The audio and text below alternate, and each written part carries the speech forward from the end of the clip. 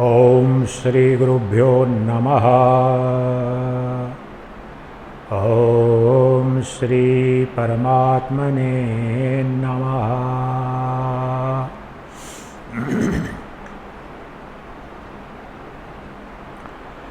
ओम नमो ब्रह्मादिभ्यो ब्रह्म विद्या संप्रदाय कर्तृभ्यो वंश ऋषिभ्यो महद्भ्यो नमो गुरुभ्यः।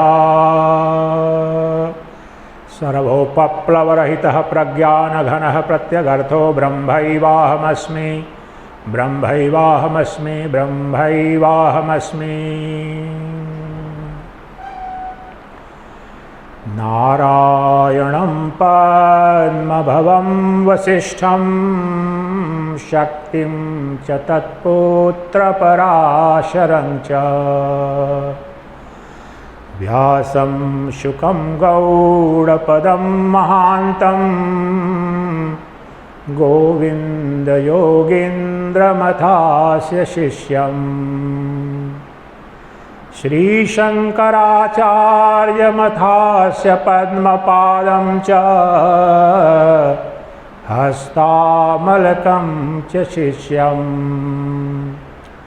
तं त्रोटकं वार्तिककारमन्यान् अस्मद्गुरून् सन्ततमानतोऽस्मि अस्मद्गुरून् सन्ततमानतोऽस्मि।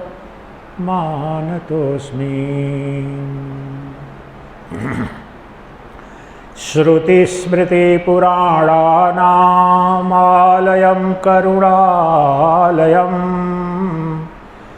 नमामि भगवत्पादं शङ्करं लोकशङ्करम्। शङ्करं शङ्कराचार्यं केशवं बादरायणम् सूत्रभाष्यकृतौ वन्दे भगवन्तौ पुनः पुनः। ईश्वरो गुरुरात्मेति मूर्तिभेदविभागिने व्योमवद्व्याप्तदेहाय दक्षिणामूर्तये नमः।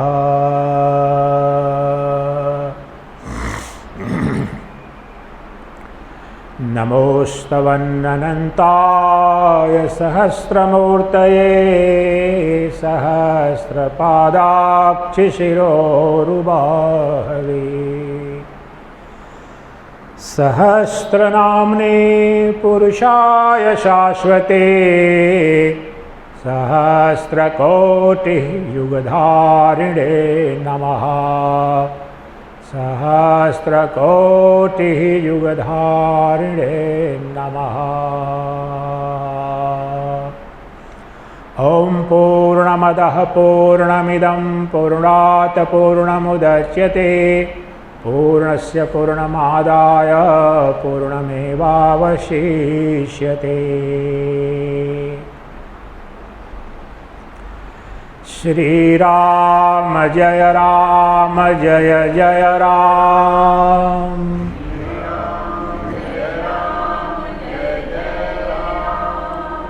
श्रीराम जय राम जय जय राम।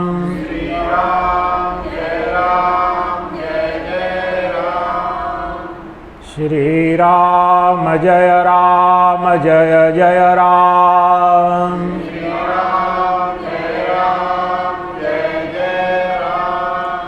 बोलिए सच्चिदानंद घन भगवान की जय। बोलिए सद्गुरुदेव भगवान की जय।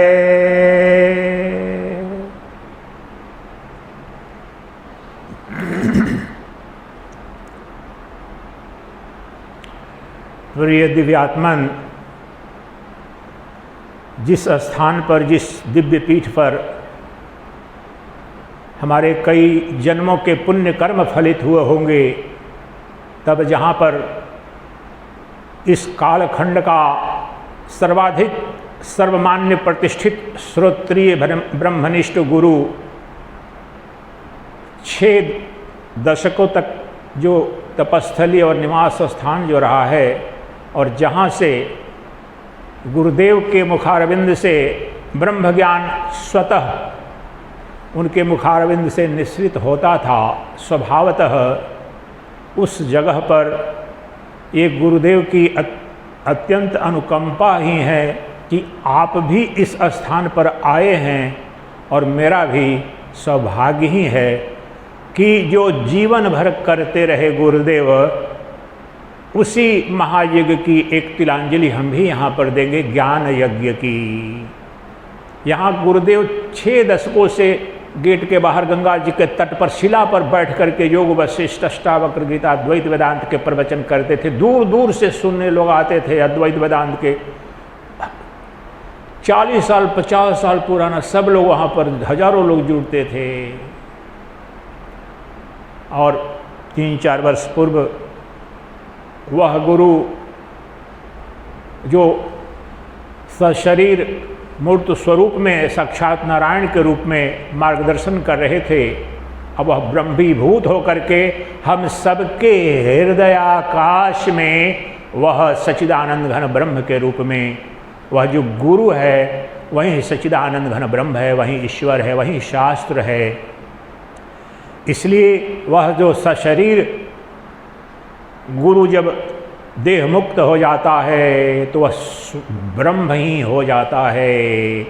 और अद्वैत वेदांत में समस्त वैदिक वाङ्मय में जो परम पुरुषार्थ है, जिस पुरुषार्थ को मोक्ष कहते हैं, आत्मज्ञान आत्म साक्षात्कार भी कहते हैं, जो सद्यो मुक्ति की विद्या है, वह हम सबका अभिष्ट वही है कि दुखों की आत्यंतिक निवृत्ति और परमानंद की प्राप्ति स्वरूप मोक्ष अगर इस मनुष्य शरीर को पाकर के भी सिद्ध नहीं हुआ तो यह जीवन नष्ट हुआ।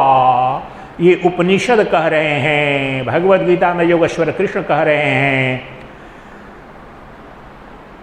शंकराचार्य महाभाग कह रहे हैं, समस्त ज्ञानियों का उद्घोष है कि मनुष्य जीवन पाकर के भी अगर तुमने अपने उस सच्चिदानंद स्वरूप परम तत्व को नहीं जाना तो तुमने जीवन को नष्ट कर दिया। गुरुदेव बार बार बोलते थे कि पारसमणि, ये जो मनुष्य की विवेक शक्ति है, केवल मनुष्य के पास है, और वह विवेक शक्ति से स्पर्श होकर के ही जीव शिव हो जाता है, नर नारायण हो जाता है।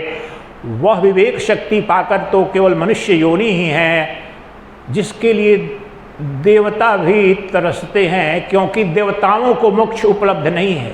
ध्यान रखें, 84 लाख योनियों में देवता भी, देव योनि भी है, लेकिन वह भोग योनि है। मनुष्य एकमात्र योनि है जो कर्म योनि है। You are the breaker and maker of your own destiny, आम भाषा में।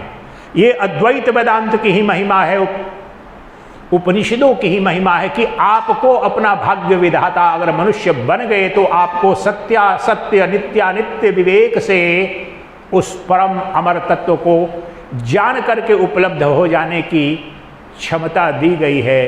इसलिए आपको भी आज जो ये श्रवण का इस स्थान पर जो सुअवसर मिल रहा है, आपकी जो मुमुक्षा है उसको प्रगाढ़ करेगी, आपको उस चतुर्थ पुरुषार्थ की सिद्धि में बहुत सहायक होगी। तो आइए, ये जो 5वां ऋषिकेश हरिद्वार तत्काल आत्म साक्षात्कार शिविर चल रहा है, तो आज विशेष सत्र यहाँ परम पूज्य गुरुदेव का जो शरीर यहाँ रहा 6 दशक प्रारंभ करते हैं। उनके प्रिय ग्रंथों में अष्टावक्र भी था, तो अष्टावक्र शुद्धतम अद्वैत वेदांत जो अपने स्वरूप में तत्काल प्रतिष्ठित कर देता है, और उस स्वरूप को जो अजर है, अमर है, अविनाशी है, अनंत है, देश काल वस्तु अपरिछिन्न है, उसको जान करके ही वहीं हो जाते हो, क्योंकि तुम सदा वहीं थे वहीं हो। तो आज गुरुदेव के चरण कमलों में श्रद्धा सुमन अर्पित करते हुए उनके आशीर्वाद से मैं अपनी टूटी बूढ़ी वाणी और अपनी जो भी सीमित बुद्धि है उससे प्रयास करता हूँ कि महर्षि अष्टावक्र ने जो ज्ञान जनक को दिया, उसमें वह जो परम तत्व की तत्क्षण उपलब्धि कराई, तो प्रयास करते हैं हम भी अपने पूरे मनोयोग से। ये आपके जीवन का आज का जो क्षण अगला 1-1.5 घंटा है, कोई साधारण क्षण नहीं है। आप याद करेंगे, आपकी आध्यात्मिक यात्रा अगर है यहाँ साक्षात कण कण में उस गुरु की ऊर्जा है। मेरा अनुभूत सत्य बता रहा हूँ, ऐसे नहीं बोल रहा हूँ। वो ऊर्जा सदा है और उस ऊर्जा का खेल होता है, तो उस ऊर्जा का आप लाभ उठाएं। घर की चिंता, भविष्य की चिंता अगले शिविरों में कर लेना, अगले दिन कर लेना। अभी 1-1.5 घंटे ध्यानपूर्वक श्रवण करें। तो जैसा कि मैं कल बता रहा था, संक्षेप में रिकैप करते हैं कि जो सृष्टि का सबसे मौलिक प्रश्न है, यक्ष प्रश्न है, जनक ने पूछ दिया महर्षि अष्टावक्र से कि हे प्रभु, मुक्ति कैसे होगी, ज्ञान कैसे होगा, वैराग्य कैसे होगा, कृपा करके मुझे बताएं। तो उत्तर में महर्षि अष्टावक्र ने बताया कि हे तात, हे पुत्र, अगर तुम मुक्त होना चाहते हो, अभी मुक्त होना चाहते हो, तो तुम विषयों को विषवत, विष जान करके त्याग कर दो और क्षमा, आर्जव, दया, तोष और सत्य का अमृतवत तुम पान करो। अमृत मान करके अपने जीवन में व्यवहार करो, आत्मसात कर लो ये 6 गुणों को। और फिर तीसरे श्लोक में बताते हैं, ब्रह्म विद्या प्रारंभ करते हैं और कहते हैं कि हे तात, तुम पृथ्वी, जल, अग्नि, वायु, आकाश, इनमें से कुछ भी नहीं हो, न इन सबका संयोग हो। तुम इन पंचभूतों के दृष्टा हो, साक्षी मात्र हो। और साक्षी चैतन्य जो है वो देश काल वस्तु अपरिच्छिन्न तत्व है, वो नित्य मुक्त तत्व है। तुम में, तुम्हारे मूल स्वरूप में तो बंधन हुआ ही नहीं, होने की संभावना ही नहीं है। इसलिए अगले सूत्र में उन्होंने महाविज्ञान रख दिया आत्म साक्षात्कार का 4थे श्लोक में, और बता दी तकनीक और कह दिया यदि देह पृथक कृत्य चेति विश्राम्यते शशि अधुनैव सुखी शांतो बंधमुक्तो भविष्यसि। हे तात, हे पुत्र, अगर तुम मुक्ति चाहते हो तो अभी देह से देही को पृथक कर दो, शरीर को शरीर से पृथक कर दो, अर्थात जड़ को चेतन से अलग कर दो, दृष्टा को दृश्य से अलग कर दो। अन्य अन्य शब्द कह रहा हूं, तत्व एक ही है। ब्रह्म को माया से अलग कर दो, और वह जो शरीरी है, जो देही है, अर्थात जो आत्मा है, उसमें विश्राम करो, तो तत्क्षण यही मुक्त हो जाओगे। और जो दुखों की आत्यंतिक निवृत्ति और परमानंद प्राप्ति स्वरूप जो सद्यो मुक्ति है, तुम्हारा स्वभाव तुम्हें अनुभूति में आ जाएगा। चैतन्य सत्ता में न कोई दुख है, न व्याधि है, न रोग है, न जन्म है, न मृत्यु है, न भय है, न कोई विकार है। वो क्योंकि अविकारी है। सारे विकार, सारे जन्म मृत्यु तो जड़ के स्वभाव है, पंचभूतों से रचित प्रपंच के स्वभाव हैं, धर्म हैं, और तुम इनमें से कुछ भी नहीं। तुम इन सब के दृष्टा हो, साक्षी मात्र हो, इन सब के अधिष्ठान हो, प्रकाशक हो। अब आज लेते हैं 1-2 श्लोक लेते हैं, गहन चिंतन करेंगे। सबसे जो क्रांतिकारी अद्वैत वेदांत का सूत्र है आज लेंगे, और वो अद्वैत, समग्र अद्वैत वेदांत में सबसे मौलिक समस्या यही है। अद्वैत वेदांत प्रणीत जो विद्या है और उपलब्धि है, उसमें विश्वास ही नहीं होता है। तो कहते हैं महर्षि अष्टावक्र, 6ठा श्लोक और 7वां 2 श्लोक लेंगे। धर्माधर्मौ सुखं दुःखं मानसानेन ते विभो न कर्तासि न भोक्तासि मुक्त प्रायोसि सर्वदा मुक्त प्रायोसि सर्वदा। एको द्रष्टासि सर्वस्य मुक्त प्रायोसि सर्वदा अयमेव हि ते बन्धो द्रष्टारं पश्यसीतरम् द्रष्टारं पश्यसीतरम्। ये 2 श्लोक पर्याप्त हैं आपको अभी यहीं, अगर आपकी मुमुक्षा उत्कट है और आप विवेक वैराग्य षट संपत्ति और मुमुक्षा आपकी प्रमाणिक है तो तत्क्षण अपने स्वरूप का बोध हो जाएगा। नग्न कर देंगे महर्षि अष्टावक्र, कुछ भी संशय बच न पाएगा। और कह रहे हैं धर्माधर्मौ सुखम दुखम मानसानि ते विभो। एक शब्द इतना क्रांतिकारी है इसमें, विभो संबोधित कर रहे हैं शिष्य को, जनक को, और यहां पर आप वही तत्व है। विभो मीन्स ऑल परवेडिंग, ओ सर्वव्यापी। अब वहां पर उस व्यक्ति को तो नहीं बोला जा सकता है सर्वव्यापी, उसके अंदर जो साक्षी दृष्टा चैतन्य सत्ता है, और वहां संबोधित कर रहे हैं तुम शरीर नहीं हो, पंचभूतों के संघात नहीं हो, तुम्हारा जो साक्षी चैतन्य है, ओ विभो ऑल परवेडिंग वन, ओ सर्वव्यापी। ये सुख दुख धर्म अधर्म तेरे स्वभाव में नहीं है, तेरे धर्म नहीं है, ये तो मन जनित है। और मन तेरा नहीं, तू मन नहीं, तू तो धर्माधर्मौ सुखम दुखम मानसानि न ते विभो। ये मन के धर्म है, तुम्हारे नहीं है। तुम क्या हो? मन का स्रोत जो चैतन्य आत्मा है, तुम तो वो हो। तुम्हारा स्वभाव नहीं है सुखी दुखी होना, तुम में सुख दुख होता ही नहीं है। तुम में धर्म अधर्म पाप पुण्य कभी हो ही नहीं सकता है, क्योंकि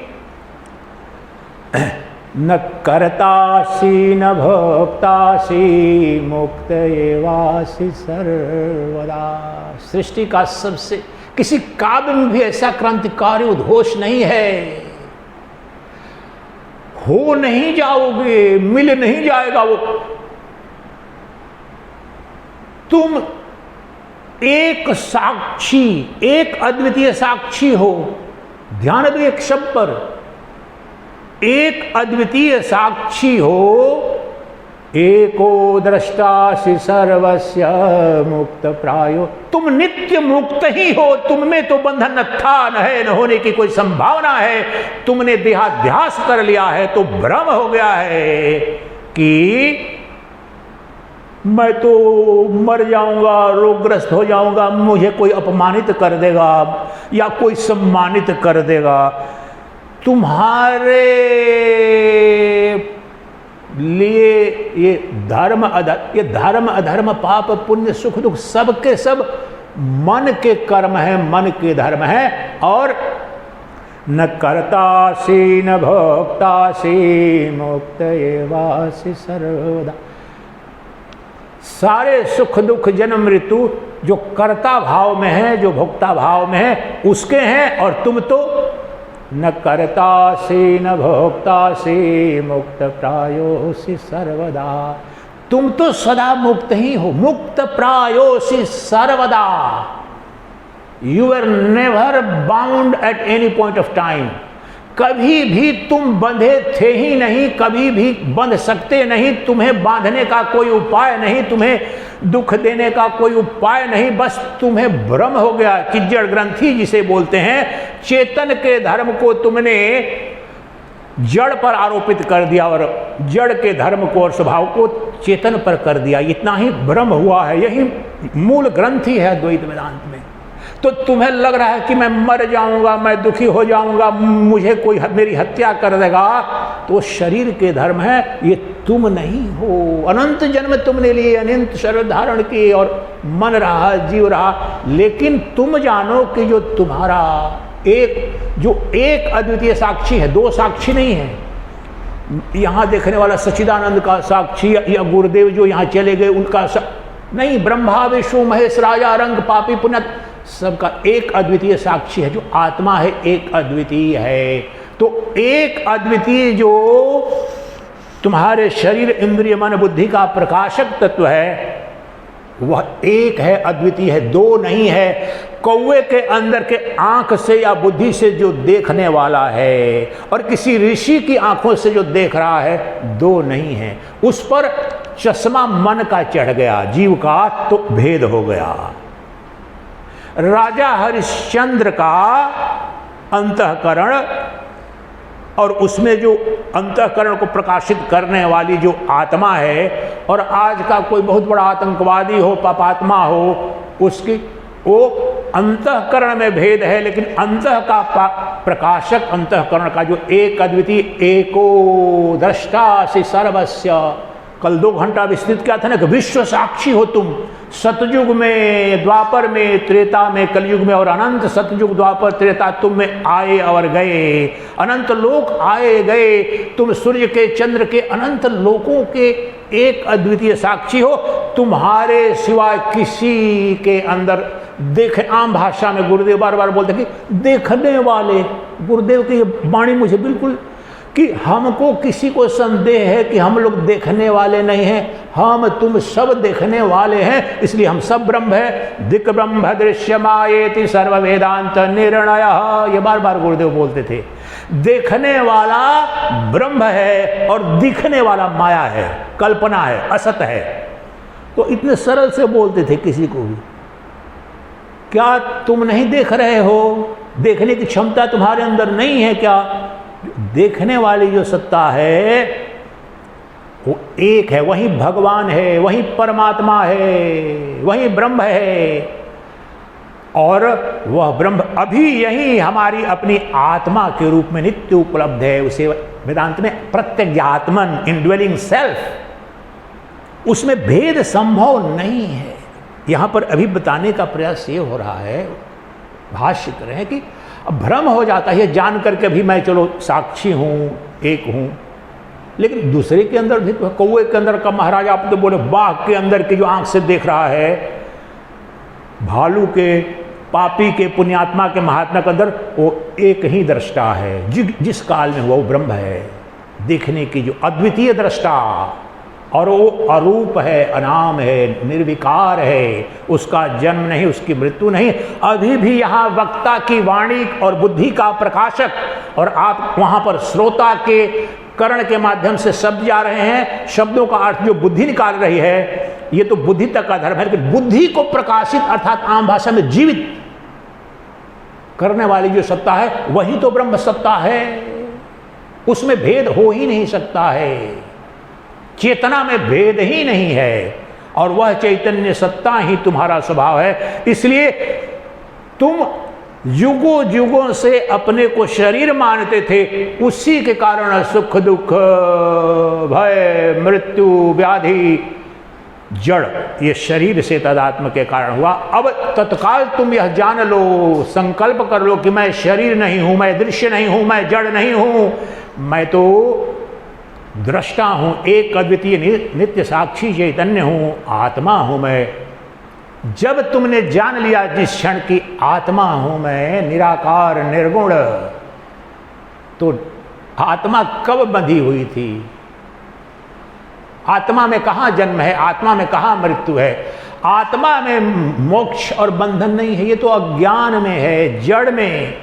और जड़ तदात्म से जीव को भी कहा जाता है कि इनको मुक्ति उपलब्ध हुई। 7वां श्लोक जो मांडुक्य कारिका का है, सबसे क्रांतिकारी, वो आदि शंकराचार्य को तो आम भाषा में बोल देते हैं कि अद्वैत वेदांत के प्रतिपादक, लेकिन उनके जो दादा गुरु गौड़पादाचार्य थे, जो कि गुरु वंदना में मंगलाचरण में जिनका नाम लिया, तो वो जो 7वां श्लोक है मांडुक्य उपनिषद का, सबसे क्रांतिकारी, वहां पर बीज रख दिया ठोस, वहां पर अद्वैत का, कि किसी का जन्म नहीं हुआ, किसी की मृत्यु नहीं हुई, कोई संसार है ही नहीं, एक अद्वितीय जो चैतन्य पुरुष है वही था, वही है, और उसी में ये अनंत सृष्टि जगत सब कुछ ब्रह्म के कारण प्रतिबिंबित सा हो रहा है, प्रतीत सा हो रहा है। वास्तव में न कोई जगत है, न जीव है, न ईश्वर है, ये तीनों मूल रूप में ब्रह्म है।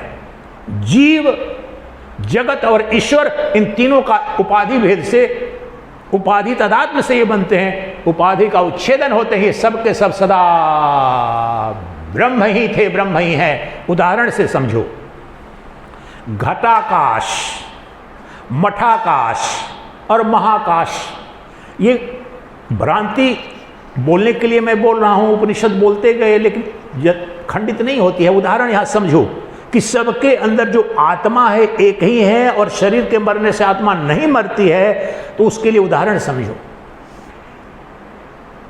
मठाकाश, घटाकाश और अनंताकाश। आकाश समझ रहे हैं ना, ये आकाश तो स्पेस, और फिजिक्स में उसको ईथर कहते हैं, is matter, space is matter.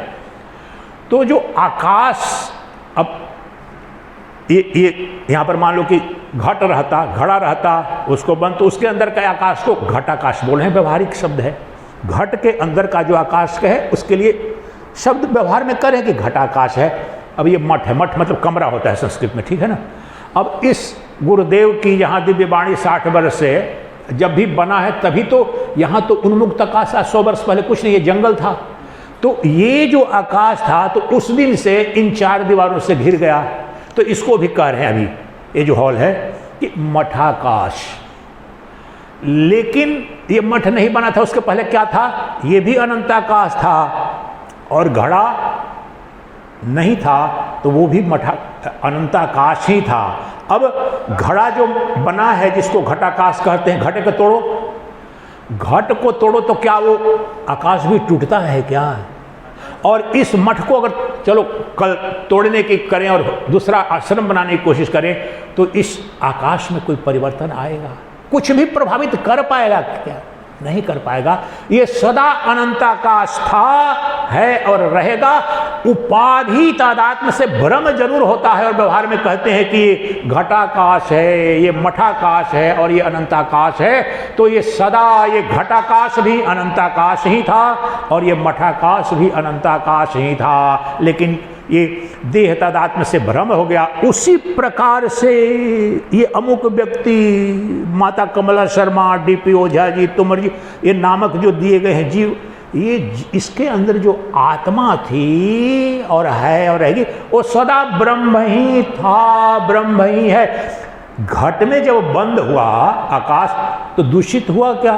Polluted कुछ भी नहीं हुआ, अस्पर्श आकाश। इसलिए आत्मा को भौतिक जगत में कोई उपमा दी जाती है तो आकाशवत व्यापक और आकाशवत निर्लेप। निर्लेप अनअटैच्ड, उसे कोई लिप्त नहीं कर सकता। उदाहरण के लिए बताया था कल भी, आंधी आ जाती है, तूफान आ जाता है, लगता है आकाश तो घिर गया, थोड़ी देर बाद बिल्कुल आकाश पूर्णतः। ज्वालामुखी फट गई या वर्षा हो रही, आग लग गई, थोड़ी देर लगेगा कि आकाश में तो ज्वालामुखी आग दिख रही है, फिर उसी तरह से हो जाएगा पूर्ववत। यहाँ वृष्टि बहुत होती है, जुलाई अगले महीने से होगी।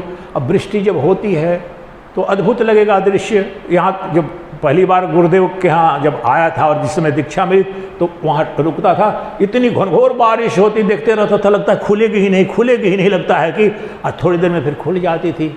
वहाँ भागीरथ धाम में रुकता था। अब कितनी लगता था कि आकाश में बिल्कुल पानी ही पानी है, लेकिन कभी भी पानी आकाश को स्पर्श नहीं कर पाया, न अग्नि कर पाई, न धूल कर पाई, न आंधी कर पाई। उसी प्रकार से जीव है, अभी लग रहा है कि वो पापी, वो पुण्यात्मा, उसके मन का धर्म है, भ्रम का धर्म है। आत्मा तो निर्लेप है, आत्मा अकर्ता है, अभोक्ता है, इसलिए न धर्म करती है न धर्म करती है।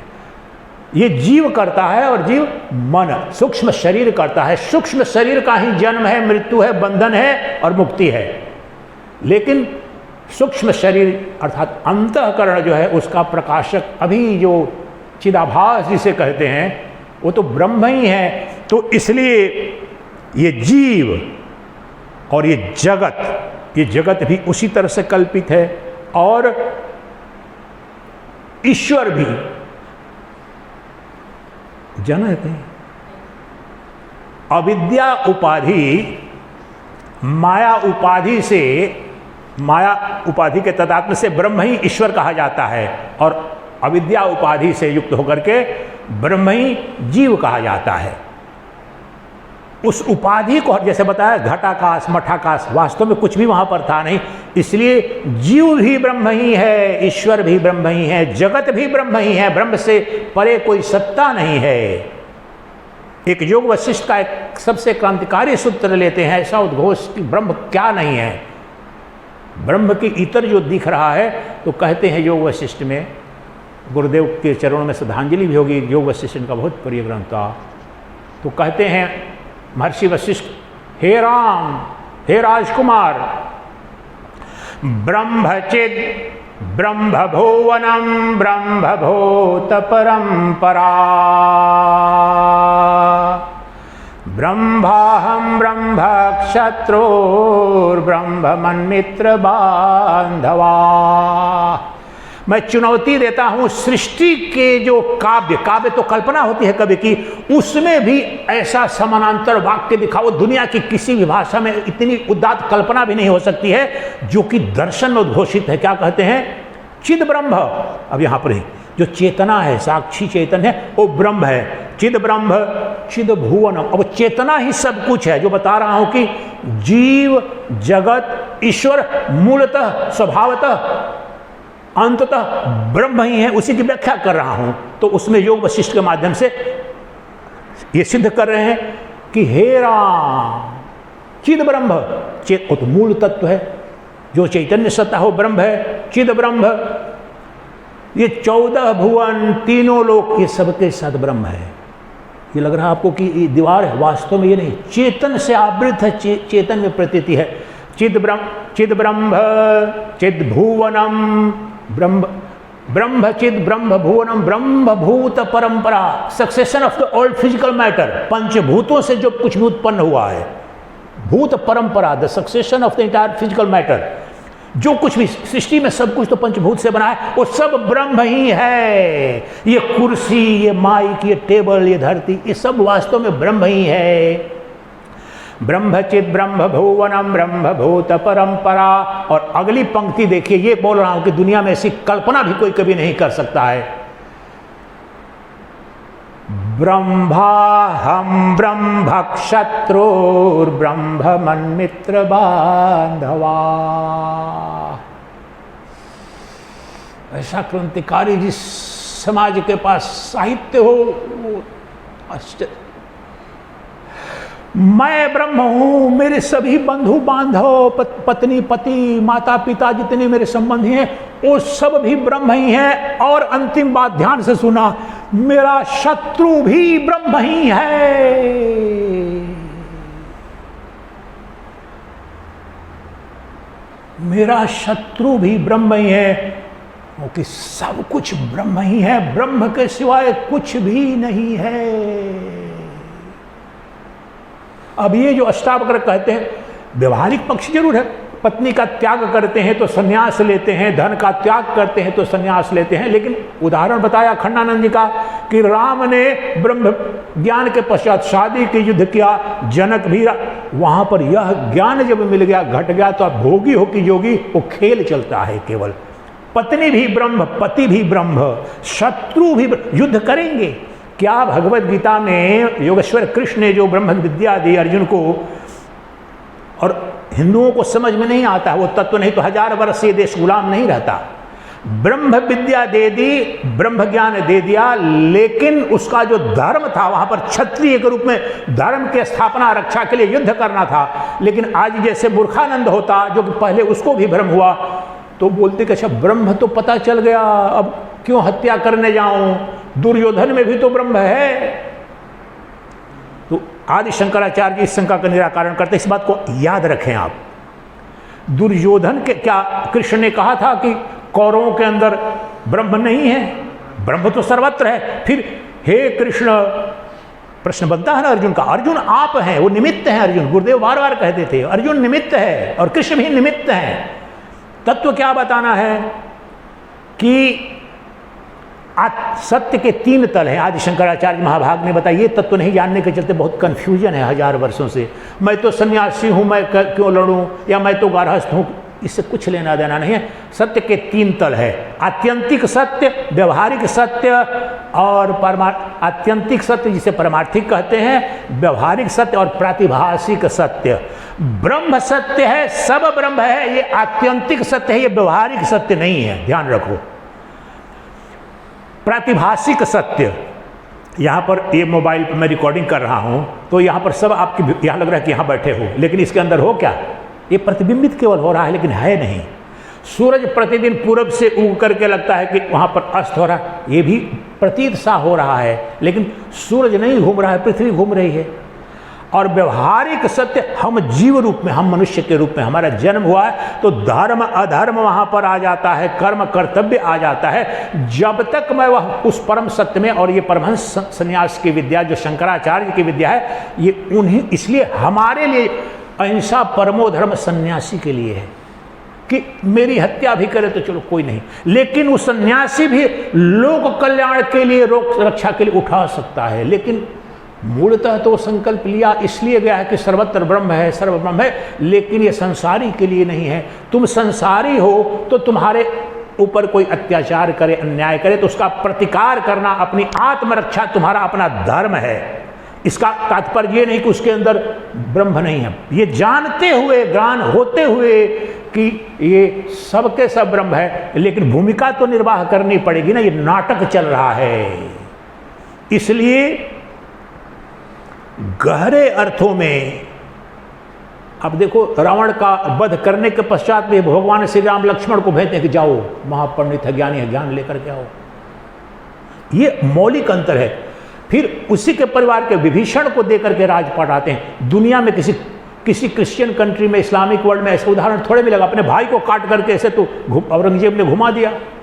लेकिन हमारा जो सब में ब्रह्म दर्शन की जो दृष्टि है, वो हमारे आचार व्यवहार विचार, अगर किसी ने मुझे लूटा नहीं है, किसी ने मेरा हक नहीं मारा, हत्या नहीं की है, तब अगर उसका हम कुछ भी हानि कर रहे हैं, आक्रमण कर रहे हैं, तो यहां पर भाव आएगा कि तुम ब्रह्म की ही हत्या कर रहे हो, तुम नारायण का ही अपमान कर रहे हो, वहां पर ये आ जाएगा। लेकिन नारायण भी साक्षात अगर मेरे विरुद्ध अन्याय करेगा तो व्यवहारिक सत्य मुझे उनसे युद्ध करने की अनुमति देता है, ये ध्यान रखें। लेकिन गहरे अर्थों में वो ब्रह्म का दर्शन करेगा, ब्रह्म दिखेगा। इसलिए जो हमारे अंदर की जो आत्मा है, जो अष्टावक्र कह रहे हैं, और सारे उपनिषद में, भगवद गीता में, योग वशिष्ठ में, कि जो हमारी चैतन्य सत्ता है, अभी यहीं देखना शब्द का अर्थ होता है अक्षा जिसे बोला जाता है, तो संस्कृत में उसका शाब्दिक अर्थ होता है आंख। लेकिन पांचों इंद्रियां वेदांत के अनुसार देखने का मतलब है जानना शब्द है, डोंट टेक इट लिटरली। आंख, अभी मेरे शब्दों को कैसे देख रहे हो? कान से देख रहे हो, इसको देखना कहा जाएगा वेदांत में। देखना मतलब बोध होना, जानना। तो आपकी जो पंचेंद्रियों के उपकरण के माध्यम से बुद्धि का प्रयोग करते हुए जो चैतन्य सत्ता ये सब व्यवहारिक अनुभूतियां करा रही है, वही ब्रह्म है, वही सच्चिदानंद घन तत्व है, वह अद्वितीय है, एक है, वह नित्य उपलब्ध है। उसका ब्रह्मांड के किसी कणिका में भी अनुपस्थिति न थी, न हो नहीं सकती है। आप कहें कि ये तो अनंत महासागर है, लेकिन इतने बीच में वो तरंग केवल है महासागर, ये तो ब्रह्म तरंग को हो गया नाम रूप से, लेकिन ब्रह्म में ही, ब्रह्म से ही ये अनंत जगत। तैतरीय उपनिषद, यह तो सत्यम ज्ञानम अनंतम ब्रह्म, ये गुरुदेव के बार बार कहे हुए कुछ उक्तियां आ रही हैं तो आपके समक्ष रख देता हूं, बहाना अष्टावक्र है। ब्रह्म कौन है, क्या है? और समस्त शास्त्रों में जिसकी व्याख्या है, आदिशंकर का भाष्य है, ये तैतरीय उपनिषद पर, सत्यम ज्ञानम अनंतम ब्रह्म, जो अनंत सत्य है, अखंड ज्ञान है, वह ब्रह्म है। ये स्वरूप लक्षण है ब्रह्म के। इस एक एक वाक्य की महीनों व्याख्या होती है, शंकराचार्य लोग व्याख्या करते हैं, लेकिन संक्षेप में चूंकि इस पीठ पर बैठे हैं तो कोशिश कर रहे हैं। तो ब्रह्म ज्ञान ही तो करना है ना, उसी को तो आत्मज्ञान करते हैं। ब्रह्म को ही हमने शरीर मान रखा है, तो अब जानना है कि वह ब्रह्म ही आत्मा के रूप में भी सुन रहा है। तो सत्यम ज्ञानम अनंतम ब्रह्म, ये ब्रह्म का स्वरूप लक्षण है कि अनंत अस्तित्व, अखंड ज्ञान। अभी बुद्धि से जो ज्ञान हमें और आंख से मिला वो खंडित है। आपकी बुद्धि नरेंद्र मोदी आज कौन सा निर्णय लेने जा रहे हैं, जो बाइडेन कौन सा निर्णय ले जाने रहे हैं, आपकी बुद्धि यहां देख रही है? नहीं देख रही है, इसलिए खंडित हो गई, बुद्धि खंडित हो गई। लेकिन नरेंद्र मोदी की भी, जो बाइडेन की भी, ये सारे शंकराचार्य हैं या कोई दुष्कर्मी भी हो, उसकी बुद्धि का जो प्रकाश है वो ब्रह्म है। वो इसे सर्व साक्षी है, विश्व साक्षी है, सर्वद्रष्टा है। अंतःकरण में भेद है, लेकिन अंतःकरण का प्रकाशक सबका एक है। तो सत्यम ज्ञानम अनंतम ब्रह्म की जो व्याख्या करते कि वो बुद्धि, असली बोध सत्ता, बुद्धि और बोध, ब्रह्म को बोध बोलते हैं। शुद्ध बोध स्वरूपो हम केवलो हम सदा शिव, ये बोध सत्ता ही चैतन्य सत्ता है। तो बुद्धि खंडित है लेकिन बोध खंडित नहीं है, तो अनंत है वो, न देश से न काल से न वस्तु से बाधित होता है, और अनंत अस्तित्व है, शाश्वत है, और अनंत ज्ञान है। पहले ही बता दिया कि बुद्धि तो सीमित है लेकिन बोध सत्ता सबके अंदर, इसलिए अनंत है, अखंड है, निरतिशय बृहत ब्रह्म। बार बार करपात्री जी महाराज के देखो वहां पर ये शब्द बार बार, जब जो भी उन्होंने प्रवचन अद्वैत वेदांत दिया, उस शब्द की व्याख्या उन्हीं से मैंने, जो निरतिशय शब्द का अर्थ समझिए, ब्रह्म, जो that which is ever expanding. सृष्टि में ऐसी कोई चीज आप नहीं जानते, कहीं ना कहीं अनंत भी जब कहते हो तो उसकी सीमा जाती, लेकिन ब्रह्म इसलिए अनंत है कि उसकी अतिशयता बाधित, उसमें अति है ही नहीं, जो निरतिशय, जिससे बोले तुमने मेरा धन ले लिया, मेरे कमरे में आ गए तो अति कर दी, अतिक्रमण कर दिया, भारत ने पाकिस्तान पकड़ दिया तो अतिक्रमण हुआ। लेकिन ब्रह्म वो सत्ता है कि वो कभी भी किसी का अतिक्रमण, सब उसमें है, वो किसी में नहीं है, इसे अनंत है, इसलिए अनंत अस्तित्व है ब्रह्म, अनंत ज्ञान है, एक अद्वितीय। तो ये स्वरूप लक्षण है ब्रह्म के, और तटस्थ लक्षण भी बताऊंगा संक्षेप में। सत्यम ज्ञानम अनंतम ब्रह्म, और इसके आगे बताएंगे स्वरूप लक्षण, जहां ब्रह्म का अभिदर्शन करोगे। यतो वा इमानि भूतानि येन जातानि जीवन्ति यत्पर्यन्तभिषं विशन्ति तद ब्रह्म तद जिगीषासस्व। तटस्थ लक्षण, इंसिडेंटल डेफिनेशन ऑफ ब्रह्मन, यहां पर दिखाओ ब्रह्म, ये यहां पर दिखाएगा ब्रह्म कि ध्यान से समझना, ब्रह्म वह है जिसमें या जिससे सब ये ब्रह्मांड उत्पन्न होता है, जिसमें स्थित है और जिससे स्थित है और जिसमें विलीन हो जाता है, वो ब्रह्म है। अब बताओ ये कहां से उत्पन्न हुआ है और किस में स्थित है और किस में जाएगा? ब्रह्म में। इसलिए सृष्टि की छोटे से छोटे कीट मकोट, लोग, सूर्य हो, चंद्र हो, जड़ हो, चेतन हो, सब उससे उत्पन्न। सोने, ऐसे 5 किलो का सोना ला दिया आपने, मान लो, उसमें से निकला हार एक बन गया, 100 अंगूठी बन गई, सिकड़ी बन गई, लेकिन किससे निकली, उत्पन्न किससे हुई? सोने से। उस वक्त भी जिसे सिकड़ी कह रहे हो, हार कह रहे हो, सोना ही है, और तोड़ ताड़ के बदलो तो क्या, सोने में विलीन हो गया। वो आप जो जीव मान बैठे हैं, हम सब जीव मरण धर्मा, हम ब्रह्म से निकले हैं, इसलिए हम ब्रह्म ही है, और फिर ब्रह्म में ही विलीन होंगे। गुरुदेव की पंक्ति एक याद आ रही है, जिसका माता पिता जैसा वो वैसा ही होता है। बड़ी प्रसिद्ध पंक्ति है इसी तत्व का बोध कराने के लिए। गाय का बच्चा गाय ही होगा, कुत्ते का बच्चा कुत्ता ही होगा। हम सबके माता पिता तो भगवान है, परमात्मा, इसलिए हम सब परमात्मा ही है। भैंस कभी गाय को जन्म नहीं देती, शेरनी कभी गिद्दड़ को जन्म नहीं देगी, और गिद्दड़ शेरनी को नहीं, इसलिए हम सबके सब भगवान के हैं। भगवत गीता में है ना बार बार, पितामह है, पिता है, माता है, धाता है, पिता है, सब कुछ भगवान है। तो हम सब सरल भाषा, मैं तो ऊंची आवाज में बोलूं बड़े, हम सबके माता पिता तो भगवान ही हैं, और संतान माता पिता से भिन्न नहीं होता है। और सब उदाहरण देते थे कि देखो, अमरूद के बीज से अमरूद का ही फल और पेड़ होगा, बबुल से बबुल ही भिन्न होने का कोई उपाय नहीं है।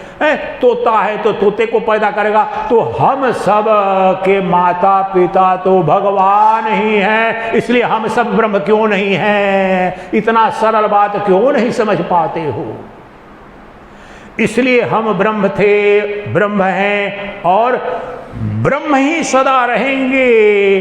अब इसको और स्पष्ट करने के लिए जो अगला श्लोक है, सबसे क्रांतिकारी सूत्र अष्टावक्र का, जो अधिकांश लोग आत्मस्वरूप को नहीं जान पाते हैं। उस बाधा को जो बहुत बार मैं बोला हूँ उसको इंगित करता है, वो जान लो, और उसमें गुरु की आवश्यकता पड़ती है। तो श्लोक जो बताया 6ठा श्लोक है, इसी तक जो बोला हूं ना बस स्पष्ट आपको दिखेगा।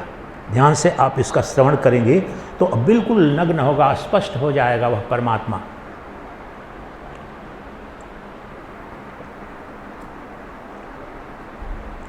ये श्लोक जो बोलने जा रहा हूं, 2-4 जो अद्वैत वेदांत के सबसे क्रांतिकारी सूत्र हैं उनमें से एक है। अब आप समझना।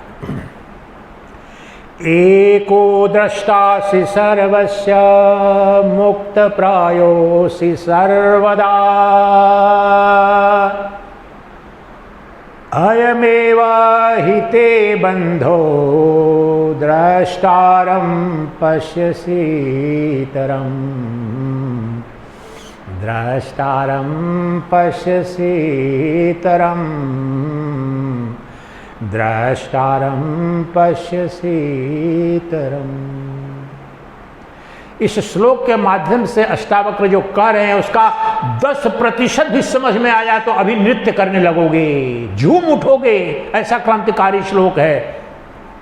मूल जो गुत्थी है, मूल जो समस्या है वो खोल दिया, नग्न कर दिया। क्या कहते हैं? फिर वही आपका परिचय आपसे करा रहे हैं। ब्रह्म ज्ञान कुछ नहीं है। कल मैंने बताया 2 ही काम करा था, मैं क्या नहीं हूं और क्या हूं, बस इतना ही है।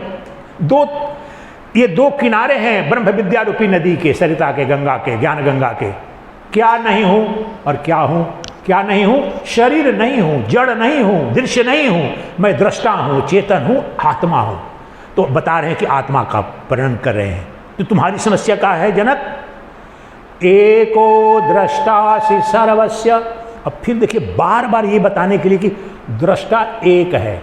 भ्रम होता है ना, अच्छा ये नीरज कुमार जी का दृष्टा, ये इनका दृष्टा और कमला माता का दृष्टा अलग। तो ये बताने के लिए जो दृष्टा अभी यहीं पर जो देख रहा है, एको द्रष्टासि सर्वस्य, और 2 घंटा एक दूसरे शब्द की व्याख्या की इसी को बताने के लिए, विश्व साक्षी सुखी भव। जो एक अद्वितीय दृष्टा है वही तो विश्व साक्षी। आप समझ रहे हैं ना इस बात को? देखने वाला एक है, दिखने वाले अनेक हैं, सबका प्रकाशक एक है, प्रकाश्य अनेक हैं, सबका अधिष्ठान एक अद्वितीय है, अध्यस्त अनेक है। समझ रहे हैं? एक ही बात को स्पष्ट करने के लिए। तो एको द्रष्टासि सर्वस्य मुक्त प्रायोसि सर्वदा।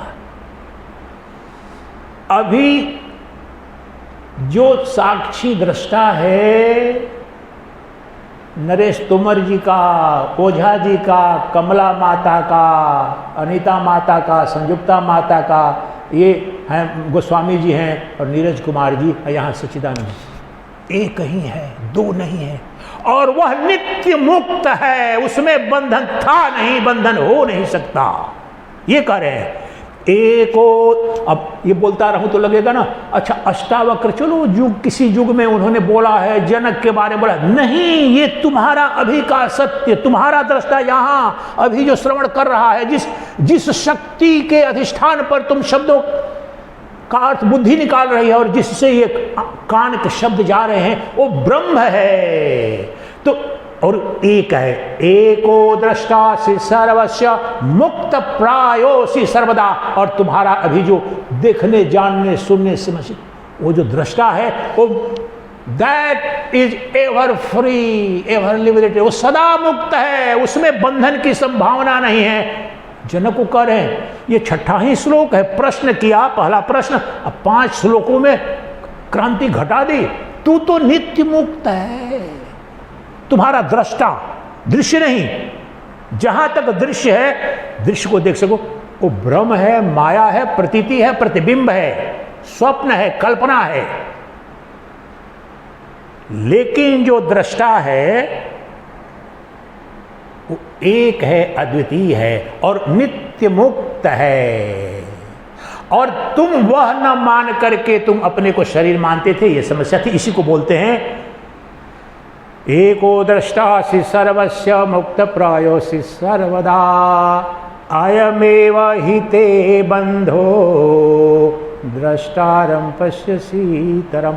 इस बात को ध्यान से सुनना। कह क्या रहे हैं यहाँ पर?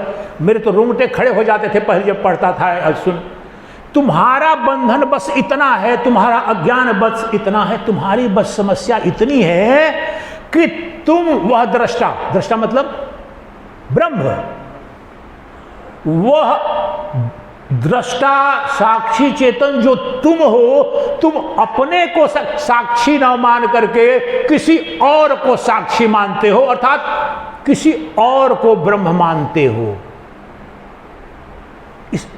इस पर आप 6 महीने 6 साल एक सूत्र पर केवल इसी को सुनते रहें, आपके जीवन में क्रांति घट जाएगी। होने को एक दिन में भी घटित। इस बात को समझें, उदाहरण से समझिए। व्यवहार में कुछ भी होता है, मैं क्या जानूं, ऊपर वाला जाने। और ये ऊपर वाला शब्द कहाँ से आया है? 1000 वर्षों के गुलामी में अब्राहमिक रिलीजन है ना, क्रिश्चियनिटी और इस्लाम, उसमें उनका जो भगवान अल्लाह है ना, वो ऊपर किसी जगह पर बैठता है। हमारे यहाँ वो नहीं है। ऊपर वाले का तात्पर्य जो पर अपर तत्व जो संस्कृत में है, ट्रांसेंडेंटल रियलिटी, ब्रह्म को, that which is not amenable to sensory perception, वो पर हो गया, पर ब्रह्म। आंखों से नहीं दिखेगा, आंखों से नहीं दिखेगा, पंचेंद्रियों से नहीं दिखेगा, क्योंकि वो सबके अंदर से देखने वाला है। अब भी यही आंखों से ब्रह्म क्यों नहीं दिखता है? क्योंकि आंखों के अंदर से वो देखने वाला है। कानों से ब्रह्म क्यों सुनाई नहीं पड़ता? क्योंकि सुनने वाला है ब्रह्म अभी। चर्म स्पर्श ब्रह्म का मैं क्यों नहीं कर सकता हूं? इसलिए नहीं कि स्पर्श करने की जो सत्ता है उसमें वो ब्रह्म है। रसास्वादन जो भोजन करते हैं तो भगवान का बोलते हैं ना, भगवान का आनंद का रसास्वादन कर, क्या जिह्वा से करोगे? नहीं, क्योंकि जिह्वा की जो रसास्वादन की सत्ता के रूप में ब्रह्म है, वो ब्रह्म कभी भी विषय नहीं बनता। क्यों नहीं विषय बनता? आप कहते हो महाराज जी चलो ब्रह्म को छोड़, मेरे को भगवान के दर्शन करा दो, कृष्ण के और राम के। अखंडानंद जी महाराज, जिनको 8 वर्ष की उम्र में बाल गोपाल के दर्शन हुए थे, कोई कारण नहीं, उनका भी कहना ये 2 टके का है दर्शन। जो आएगा वो जाएगा। ब्रह्म भी जो आंख से दिख गया वो जाएगा। ब्रह्म है, कल्पना है। तो ब्रह्म आंख से क्यों नहीं दिखता? विषय पंच विषयों का विषय क्यों नहीं बनता? ध्यान से सुनिए, क्योंकि वह सभी विषयों का विषय है, एक अद्वितीय। The Brahman is one subject, the entire world is object. वो कभी भी ऑब्जेक्ट नहीं बनता। तो ऑब्जेक्ट क्या है? ऑब्जेक्ट मतलब माया। तो माया क्या है? माया उसकी छाया है। गुरुदेव बार बार बोलते थे माया अर्थात छाया, पुरुष और पुरुष की छाया। तो पुरुष अर्थात परब्रह्म परमात्मा, जो पुरुष, ऋग्वेद का पुरुष सूक्त है उसमें जो वर्ण, तो पुरुष हम सबके सब, पुरुष नारी वाला पुरुष यह नहीं है। अद्भुत रामायण जिसके बारे में बड़ा अद्भुत घटना, उसमें एकमात्र वीडियो है जिसमें गुरुदेव रो रहे हैं सीता जी की व्यथा। सहस्त्रमुख रावण ने राम को भी बंदी बना लिया, मूर्छित कर दिया, लक्ष्मण को भी, सबको परास्त कर दिया। तब सीता माता ने चंडी का रूप धारण कर त्राहि त्राहि करके सबका सहस्त्रमुख रावण का वध किया। संक्षेप में बता रहा हूं बड़ी। तब सब लोग हाहाकार, सारे देवता की तो सृष्टि का नाश कर देंगे सीता जी, चंडी का रूप ले लिया है। किसी को समझ में नहीं आया कि राम जी परास्त हो गए, लक्ष्मण की सारी सेना परास्त हो गई, और ये सीता जी का ये रूप, और पूरी सृष्टि का जैसे सर्वनाश हो जाएगा। प्रार्थना की, फिर जो माँ अपने सौम्य रूप में आई, और तब पूछा इन लोगों ने कि ये क्या स्वरूप है, ये क्या रहस्य, हम तो समझ नहीं पाए माँ कि तुम उन्हें इस रौद्र रूप में। तब उन्होंने जो बोला वो पंक्ति बताना है मुझे, जो गुरुदेव बार बार, कि हे देवों, सृष्टि में जितने शरीर हैं वो मेरे शरीर, यानी माया। सीता मतलब माया, ये गुरुदेव का शब्द है। सीता मतलब माया, दृश्य। राधा मतलब माया, दृश्य। और शक्ति जिसे बोलते हैं दुर्गा अर्थात माया। और सीता जी ने वहां पर कहा कि पुरुष का शरीर हो या नारी का शरीर, शरीर तो मैं ही हूं। पुरुष एक अद्वितीय राम जी हैं जो अदृश्य हैं। वहीं पर बोल रहे हैं कि दूसरा बोल रहा था क्या अभी, कि मैं अकर्ता हूं और भोक्ता हूं। यहां ब्रह्म का बताते हैं, यहां पर राम, वहां पर भी रामायण में कि राम जी, सीता जी बोल रही हैं, राम जी कुछ करते धरते नहीं है। सृष्टि में जो कुछ भी होता है मैं करती हूं, और वेदांत पढ़िए, माया। माया परमात्मा की ही, ब्रह्म की ही शक्ति है और माया के सानिध्य से ब्रह्म करता है। नहीं तो माया की शक्ति के बिना ब्रह्म कुछ नहीं कर सकता है, ना देखेगा ना जाने कुछ नहीं करेगा। तो ब्रह्म की ही माया है, उस शक्ति से आवृत होकर के ब्रह्म के द्वारा ही होता है, लेकिन ब्रह्म स्वतः कुछ नहीं करता। उस कथा से समझिए, ये हमारे YouTube चैनल पर है गुरुदेव का प्रवचन। तो शरीर सबके सब, ये ब्रह्मांड में जितने शरीर हैं अस्त्रैण है, यानी मायामय है। और स्त्री के अंदर भी जो आत्मा है वो पुरुष है। तो दृष्टा सदा पुरुष है और दृश्य सदा, एक अर्थ में कहें तो नारी है, माया है, सीता का स्वरूप है।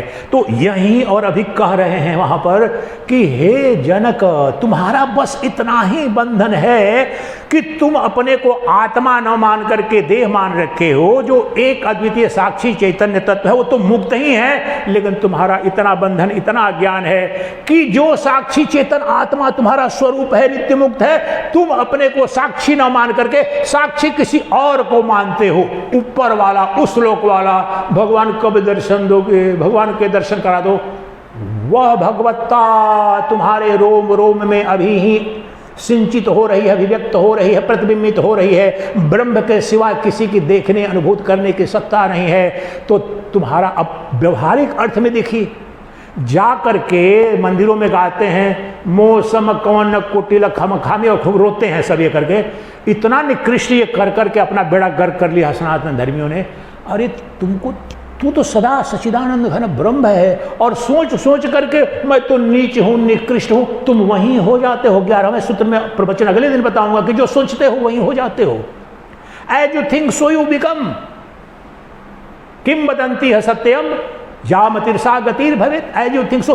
तो तुमने अपने को दृष्टा न मान करके दृश्य मान लिया है, शरीर न मान करके शरीर मान लिया है, साक्षी न मान करके साक्ष्य यानी दृश्य मान लिया है। बस इतना ही तुम्हारा बंधन है, और साक्षी किसी और को मानते हो।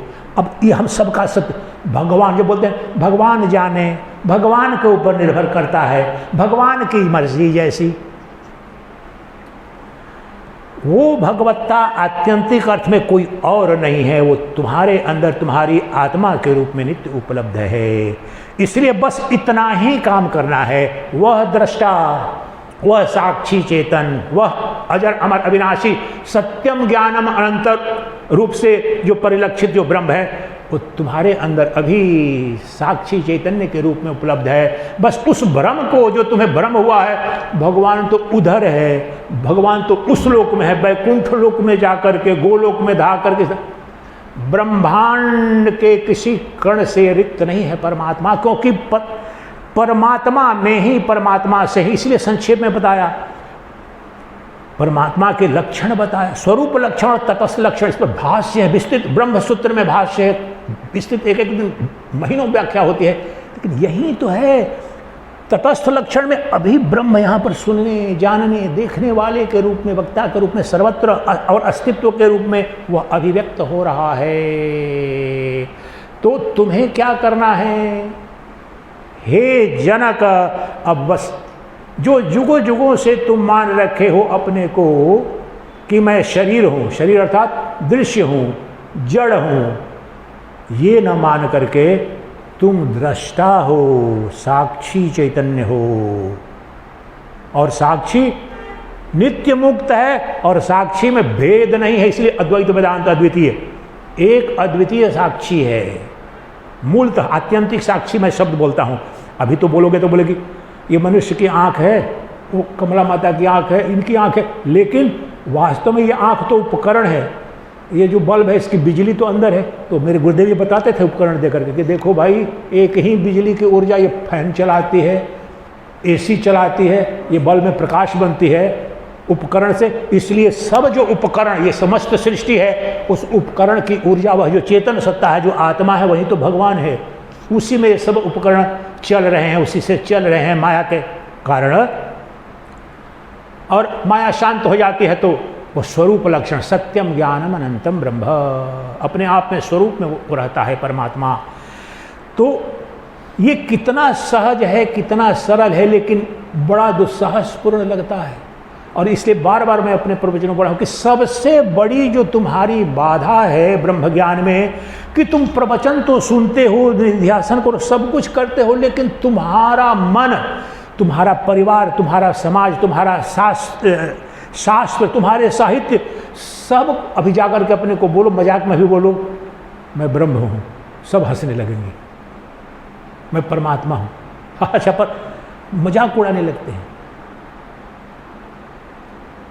यहां पर गलियों में गूंजता था अहम ब्रह्मास्मि, कोई मंदिर केवल गुरुकुलों में या आश्रमों में नहीं, यहां गलियों में भी ऐसा कालखंड था जब गुलामी के पहले हर घर में गुंजायमान, हर नारी, सबसे, ये तो 150 वर्ष पुराना, भारत की नारी भी हाईएस्ट लिटरेसी, जब ब्रिटिश कमीशन ने ये किया तो हर गांव में गुरुकुल थे, हर नारी शिक्षित थी, हर पुरुष, हर दलित शिक्षित था। उसी के चलते तो मैकाले ने जो रिपोर्ट बनाई कि भारत को बर्बाद करने का सनातनियों का एक ही उपाय है, इनके गुरुकुल में इनकी जान है, उनकी महानता है, और वहाँ पर पहला हायरो स्कूल खुला था। उसमें उस समय उनका कुछ स्कूल भी नहीं थे, छोटे छोटे भी। तो ऐसी हमारी साक्षरता थी, ऐसे गुरुकुल थे, और दुनिया की 30% GDP तो 18वीं शताब्दी तक, मुगलों के आने तक भी हमारा था, आज 1% से नीचे आ गए हैं। तो स्वामी रामतीर्थ ने अमेरिका में एक बड़ी गहरी बात कही, 1900 विवेकानंद के बाद, ये 1901 में गए हैं, और बहुत झूमते थे वहाँ के सब दार्शनिक और साइंटिस्ट। तो बोलते थे कि, अंग्रेजी में बोलते थे लेकिन हिंदी में सुना रहा हूँ आपको, कि हे अमेरिका वालों, तुम सोचते हो कि हम जैसे स्नेक चार्मर बोलते थे ना, अंग्रेजी लोग जाके बोले इंडियंस आर स्नेक चार्मर, वो जंगल में रहते हैं, ऐसे ऐसे सब झूठा प्रचार। तो तुमको लगता है कि हम दरिद्र थे, हम भिखारी थे, हम कमजोर थे? बोला कि देखो हमारे समक्ष तुम कुछ भी नहीं थे। एक प्रश्न पूछा वहाँ के एक विद्वान ने कि स्वामी रामतीर्थ, आप बोलते हो कि वेदांत सृष्टि का सबसे बड़ा दर्शन है, अजेय दर्शन है, महान दर्शन है, और ये दर्शन तो आपके देश में उत्पन्न हुआ है, और आप कह रहे हो कि जहाँ ये दर्शन होगा कोई अभाव नहीं होगा, भय नहीं होगा, वहाँ सर्वत्र ब्रह्म इस जीवन में भी दिखेगा, तो कीड़े की तरह रेंग रहे हो 1000 वर्षों से क्यों? पूछा।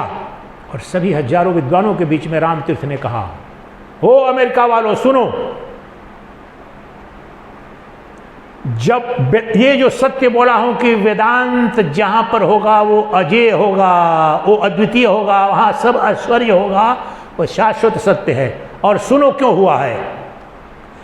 वेदांत का तात्पर्य शास्त्र नहीं है, पुस्तक नहीं है, श्लोक नहीं है, शब्द नहीं है। वेदांत का तात्पर्य है सर्वम खलु इदम ब्रह्म, सर्वत्र ब्रह्म है, सब ब्रह्म है, मैं ब्रह्म हूं, तुम ब्रह्म हो। इसका जब अनुभव कर लेते हो, अजर अमर अविनाशी सर्वव्यापी सत्ता है, तो ये जब तक हमारे हिंदुओं के, सनातन धर्मियों के धमनियों में दौड़ता था, रक्त के रूप में, विश्वास के रूप में, हम अजेय थे। और ये शब्द बोला, हम विश्व की सबसे बड़ी सामरिक शक्ति थे, हम दुनिया की सबसे बड़ी आर्थिक शक्ति थे।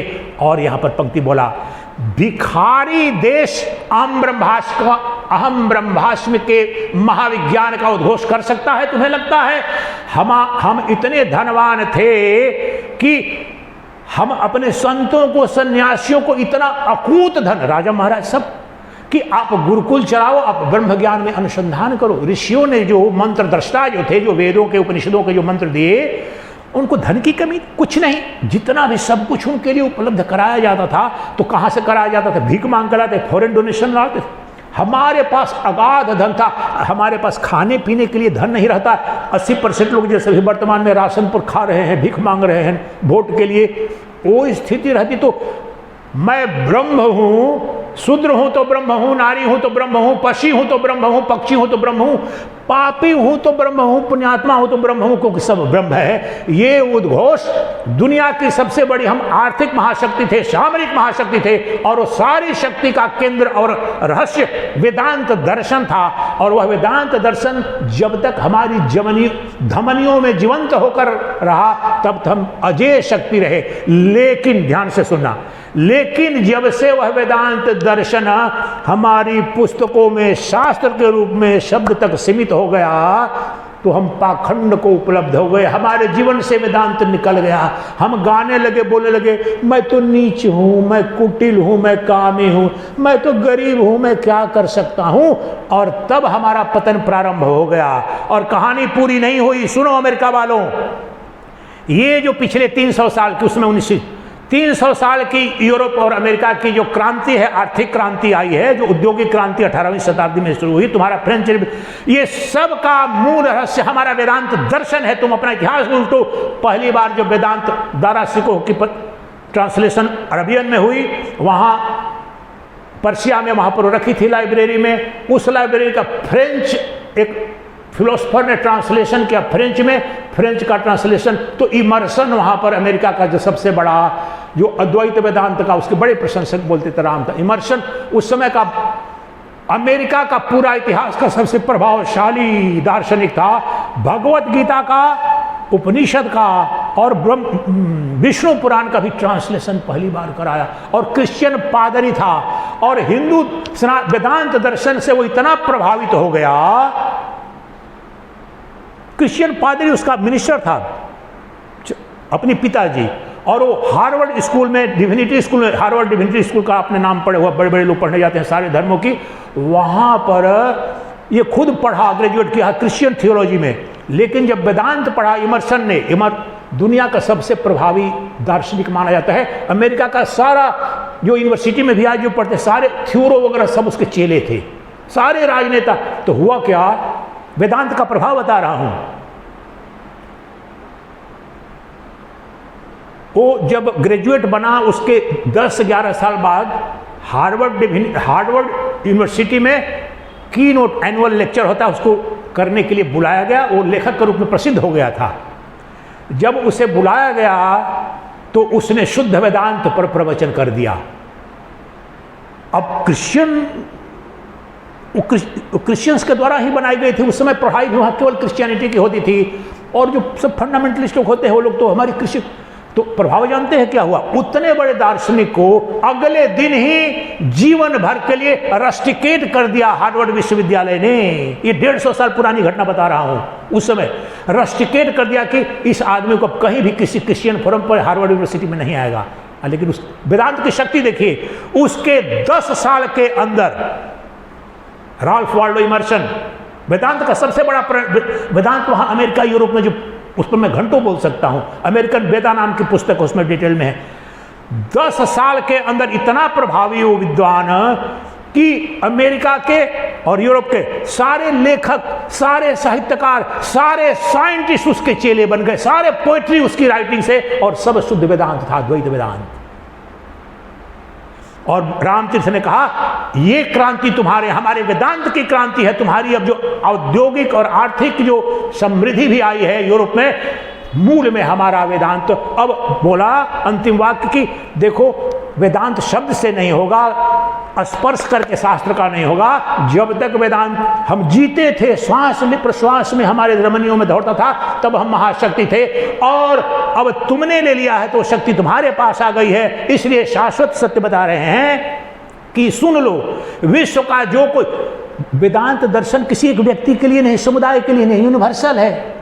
तो कहते हैं कि विश्व का कोई भी मानव, कोई भी समाज वेदांत का अनुसरण करेगा तो भौतिक रूप से, आर्थिक रूप से, राजनैतिक रूप से और आध्यात्मिक तो बात ही छोड़ो, वो अजेय होगा, अभूतपूर्व होगा। उसके समृद्धि को दुनिया का कोई विज्ञान मैच नहीं कर सकता है। ये क्योंकि रोज तुम रोते रहो, मैं तो गरीब हूं महाराज, मैं तो गरीब हूं, मुझ पर दया करो। अरे तुम्हारा ब्रह्म जो भीख मांग रहा है वो नारायण भीख मांग रहा है। तुम अपने पुरुषार्थ को जगाओ। राम को बोल रहे हैं जो वशिष्ठ में मुझे विशेष अभिरुचि इसके कारण हुई। राम को कहते हैं, आपको बोला जाता है कि ब्रह्म ज्ञान में 4 कृपाओं की आवश्यकता है समस्त वेदांत दर्शन में। ईश कृपा, गुरु कृपा, शास्त्र कृपा और आत्म कृपा। योग वशिष्ठ में महर्षि वशिष्ठ कहते हैं कि हे राम, ये 3 कृपाएं, गुरु कृपा, शास्त्र कृपा और ईश कृपा, परंपरा के निर्वाह के लिए हैं। वास्तविक जो कृपा जो निर्धारित करती है, तुम्हारे भाग्य विधाता बनती है, वो आत्म कृपा है। और आत्म कृपा का तात्पर्य है पुरुषार्थ। You are the maker and breaker of your destiny. ये कहने का तात्पर्य था, तुम अपने भाग्य विधाता हो क्योंकि तुम ब्रह्म हो। राम को कह रहे हैं। तुम इस पर कम से कम 200 श्लोक योग वशिष्ठ में ऐसे हैं जो कि अध्यात्म को भूल करके सारे बच्चों को पढ़ाओ। उसमें अध्यात्मिक कुछ नहीं, यही बता रहा है कि सृष्टि में कुछ भी नहीं है कि तुम नहीं कर सकते हो। ये संसारिक चीजें, राजनेता बनना है, धनवान बनना है, तुम ब्रह्म हो, तुम्हारे अंदर ब्रह्म बैठा है, तो तुम्हारे लिए असंभव क्या है। तुम अपने पुरुषार्थ को जगाओ, तुम्हारी अद्वितीय अनंत जो सत्ता है, तुम सर्वव्यापी हो। यू आर ओमनिशिएंट, ओमनीप्रेटेंट, तो सर्वव्यापी हो, सर्वनियंता हो, ऑलमाइटी हो, उस सत्ता को जगाओ। देखो क्रांति क्षण भर में घटती है कि नहीं घटती है। लेकिन राधा कृष्ण की एक बात समझना बहुत जरूरी है। देखिए, अध्यात्म और समाज का कोई नीति अलग अलग नहीं है। मैंने एक बात समझ लिया है, प्रामाणिक रूप से जिस समाज में सब पाखंडी होंगे, चोर नेता होंगे, लालची व्यवसायी होंगे, वो ब्रह्म ज्ञानी संत पैदा करेगा, इसकी संभावना नहीं है। इसलिए ये बता रहा हूं। और राधा कृष्णन ने जो भगवत गीता का ट्रांसलेशन लिखा है 1921 में, जब ऑक्सफोर्ड यूनिवर्सिटी में पहला इंडियन चेयर उनके लिए बनी और वेदांत का प्रोफेसर बने, जो कि भारत के राष्ट्रपति भी बने, तो एक बात लिखते हैं, भारत में सबको जानना बहुत जरूरी है, वेदांतिक बात है। उन्होंने लिखा है और फॉरवर्ड उसको लिखा है रविन्द्रनाथ टैगोर ने। दुनिया भर में सबसे पहले जो यहाँ का ट्रांसलेशन अंग्रेजी में प्रमाणिक जो सारे यूनिवर्सिटी में पढ़ा जाता है, डॉक्टर राधा कृष्ण का। तो राधा कृष्ण ने कहा कि हम भारतवासी सनातन धर्मी राम को, ये वेदांत पढ़ा रहा हूँ, समझ में राधा कृष्ण ने, ध्यान रखो, इसको समझना गहराई से। तो कहा राधा कृष्ण ने कि हम सनातन धर्मी राम को और कृष्ण को क्या मानते हैं हम लोग? अवतार थे, नारायण के अवतार थे। उसको अंग्रेजी में बोलते हैं ही descended from up somewhere on the earth to deliberate, कल्याण करने के लिए। वो जिस अर्थ में कहा गया उसको तो छोड़ो, लेकिन कहा राधा कृष्ण ने कि हमने अपना बेड़ा गर्क 1000 वर्ष से गुलामी के मूल में ये है। उसका अर्थ ये नहीं है, ये जो तुमने समझ बैठे हो कि जो राम इतना वर्णन करते हो, राम का गुणगान करते हो, राम राज्य का, तो राम और कृष्ण योगेश्वर हैं, 16 कला संपन्न है, तो है भाई, वो अवतार हैं और विधि ने, परमात्मा ने उनको बनाया है। तो मेरा क्या लेना देना है? मेरे को तो परमात्मा नहीं बना रहा है, तो मेरा कुछ लेना है? मैं तो निकृष्ट हूं, मैं तो नीच हूं। इसलिए कहते हैं राधा कृष्ण, अगर हमने ये माना होता कि राम तुम्हारे जैसे ही पैदा हुए, कृष्ण तुम्हारे जैसे ही मानव शरीर में पैदा हुए, लेकिन अपने पुरुषार्थ से रामत्व को उपलब्ध हुए, भगवत्ता को उपलब्ध हुए, मर्यादा पुरुषोत्तम बने, और कृष्ण योगेश्वर अपने पुरुषार्थ से, ये विद्या से, ज्ञान से, वेदांत से बने, तो हर घर में कृष्ण ही होता, हर घर में राम होती, हर घर में सीता होती, हर घर में दुर्गा होती, लक्ष्मी होती। ब्रह्म केवल मंत्र में बैठ करके, समाधि में जाकर के अपने मुक्त हो जाने का ही विज्ञान नहीं है, ये समग्र विद्या है। समग्र आपके पैदा होने से लेकर के परम पुरुषार्थ तक सिद्ध करने तक आप आवश्यक नहीं है। आपको बताया था खन्नानंद जी वाली बात की, अरे ब्रह्म ज्ञान होने के बाद राम ने शादी कर ली, वही ब्रह्म ज्ञान पैदा करके, प्राप्त करके कृष्ण महाभोगी बने, और वही ब्रह्म ज्ञान के सुखदेव पेट से ही निकल गए। लेकिन वो 2 तरह का ब्रह्म, मूर्ख लोग कोशिश करेंगे, नहीं देखो आप, ये लोग तो भोग किए, कृष्ण भगवान सुखदेव तो देखे ही नहीं, तो उनको तो श्रेष्ठ। ये तुम्हारी मूर्खता है। ब्रह्म ज्ञान एक ही है, ये गौण बात को तुमने मूल बना दिया है। ब्रह्म ज्ञान तुम्हें मिल गया, ब्रह्म ज्ञान हो गया, अगर उसकी अभिप्सा है तो तुम बच्चे पैदा करते हो कि संतान पैदा करते हो। ये अभी के उदाहरण 1984 में निसर्गदत्त महाराज का आप लोगों ने नाम सुना है।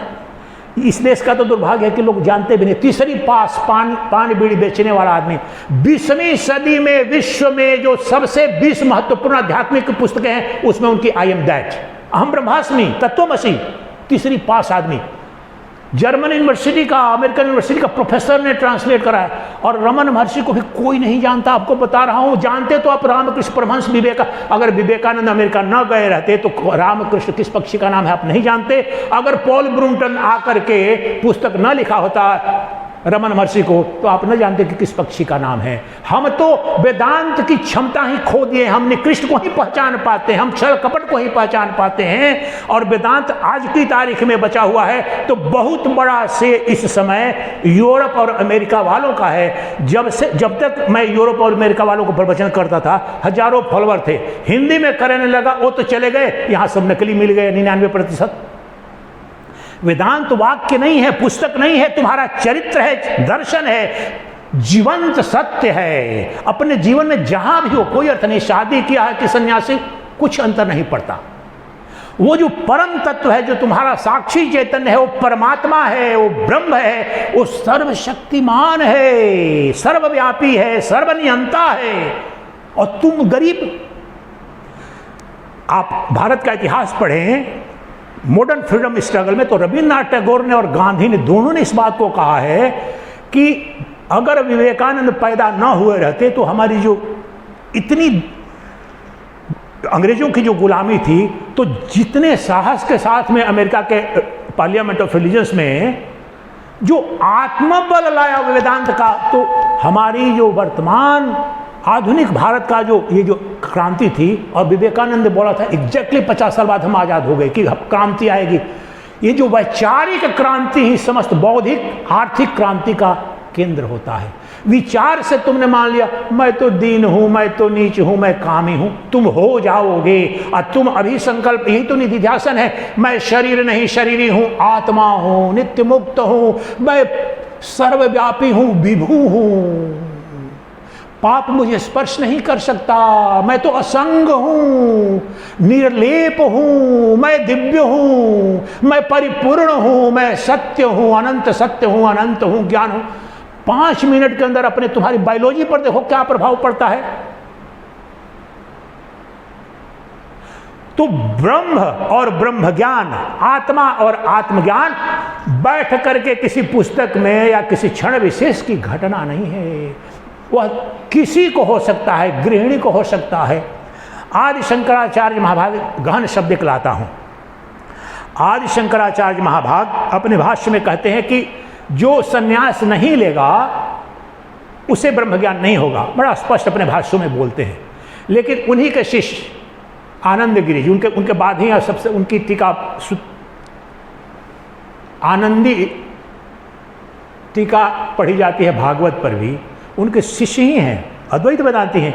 लेकिन उन्होंने कहा कि ये ठीक है, गुरुदेव ने जो कहा ठीक, आदि शंकराचार्य ने मूलतः जो कहा वो बात ठीक है कि संसार बांधता है, लेकिन ये परम सत्य नहीं है। उसके लिए उदाहरण देते हैं, क्या मैत्रेयी को मुक्ति मिली कि नहीं मिली, और शादी हुई थी उसकी, याज्ञवल्क्य की पत्नी, और इंद्र का उदाहरण दिया है जो छांदोग्य उपनिषद में, तो इंद्र तो शादीशुदा थे, उनको भी मुक्ति मिली। तो उस उदाहरण को देकर के बोलते हैं कि ठीक है, यात्रा त्वरित हो जाती है, संन्यास से बहुत जल्दी मिल जाती है, लेकिन ये नहीं कहा जा सकता है जनक को मुक्ति मिली कि। ये 3 उदाहरण देते हैं। जनक मुक्तात्मा थे कि नहीं, ये तो सारे मुक्तात्माओं से भी मुक्त, इसलिए विदेह बोला जाता है। तो सब सर्वमान्य, सबका ये मानना है कि चाहे गृहस्थ, मेरे गुरुदेव तो ये बार बार बोलते थे, गुरुदेव नहीं बोले रहे तो मुझे भी संशय रहता कि तुम माता हो, बहन हो, पिता हो, क्या कोई बात नहीं, हम सबके तो ब्रह्म है, सबको अधिकार है। अपने माता पिता पर किस ऐसे बोलते थे, अपने माता पिता पर कोई बोले कि, एक बेटा बोले कि मुझको अधिकार है, बहन को अधिकार नहीं है, तो ये तो पाप होगा ना। माता पिता रुष्ट होते हैं क्या, कोई गलती भी करेगा तो 2 चांटा मार देगा, फिर जाकर उस पर मरहम लगाएगा। तो भगवान हमसे रुष्ट नहीं होते हैं, तो हम सब भगवान की संतानें हैं। अब पिता पर तो सबका अधिकार होता है उसकी गोद में बैठने का, ये शंकर परंपरा के हैं। लेकिन तो इसलिए इसकी चिंता मत करो कि किस वर्ण में हो, किस आश्रम में, क्योंकि आश्रम वाली तो कल बात बता दी कि हस्तामलक ने कहा न भिक्षुर न चाहम निज बोधरूप, मैं सन्यासी भी नहीं हूँ, मैं तो निज बोध स्वरूप साक्षी चैतन्य आत्मा हूँ। उसको जानने के लिए ये बात जरूर है कि संसारी के लिए बड़ा कठिन हो जाता है। संसार में जहाँ एकदम इतना अंधकार है, काम है, क्रोध है, लोभ मोह ईर्ष्या, तो मुश्किल पड़ता है। लेकिन संसारी भी उपलब्ध हुआ, और ये तो बता रहा हूँ 1984 में गए, पान बीड़ी दरिद्र का जीवन, 7 बेटियाँ थी, ब्रह्म ज्ञान होने के बाद भी विश्वविख्यात हो गए। लोगों ने कहा कि अब तो ऋषिकेश वगैरह चला जाओ। एक दिन निकले, चौल में रहते थे, बॉम्बे के चौल में, उनकी अभी 5-7 बुकें बेस्ट सेलिंग है वर्ल्ड ओवर, अमेरिका में, यूरोप में। यहाँ के तो संत भी नहीं जानते और लोग भी नहीं जानते। तो चले कि चलो भाई चलना चाहिए। लोग बोले कि आप इतने बड़े विद्वान ये हो चुके हैं, संत हो चुके, आप निकलो। तो ऐसे लोग कहने से निकले, 1 किलोमीटर गए, उनके बेचारे अरे कहाँ जाऊँगा ऋषिकेश, क्या मिलेगा? जो ब्रह्म मैं हूँ यहाँ पर थोड़ा कम ब्रह्म हूँ, ये कैसी मूर्खता है। और ये बच्चे भी हैं, परेशान होंगे जो बच्चियाँ हैं। चलो चलो वापस लौट गए। रत्ती भर, यही तो अष्टावक्र भी बोलेंगे आगे बोले कि न रत्ती भर, जो अगर तुम चेतन हो तो रत्ती भर की न वृद्धि है न रत्ती भर का ह्रास है तुम में। कुछ भी बनेगा बिगड़ेगा नहीं, कुछ भी बनेगा बिगड़ेगा नहीं। यहाँ का उदाहरण बता रहा हूँ। ये कमला माता हैं, हिमाचल प्रदेश से आई हुई हैं। अब पिछले जब से इन्होंने जाना है तो मेरे गुरुदेव के जितने प्रवचन ये देखती हैं, सुबह में मुझे उठते उठते ये 3-4 पर नमो नारायण करके कमेंट कर देती हैं। तो उनकी टक्कर वाले भी आदमी आज ही मिले हैं, ये डीपी ओझा जी हैं। उनके जितना अगर देखे होंगे तो ये देखे होंगे, चूंकि ये तो गुरुदेव के ये रहे हैं। तो अब ये लोग दोनों गारहस्थ हैं।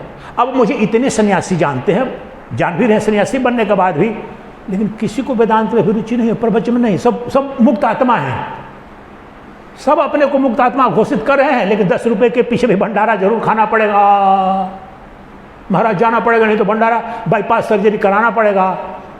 तो यहाँ तात्पर्य ये है कि आप सन्यासी बन करके भी जो सन्यास का धर्म है, माया का त्याग किया का, कितना अनुसंधान कर रहे हो। यहाँ भी गुरुदेव के प्रवचन आपको बताता हो तो भ्रम में मत रहना कि हजारों यहाँ इधर के जो जानने वाले ही 15-20 लोग अधिकांश तो हम लोग बैठते थे।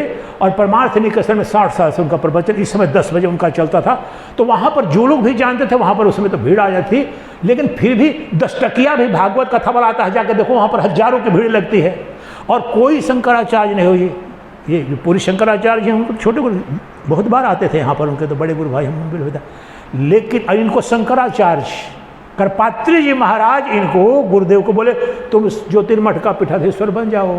और ये मैं बात मानता नहीं, मैंने उसे पूछ दिया एक बार उधर बैठे थे।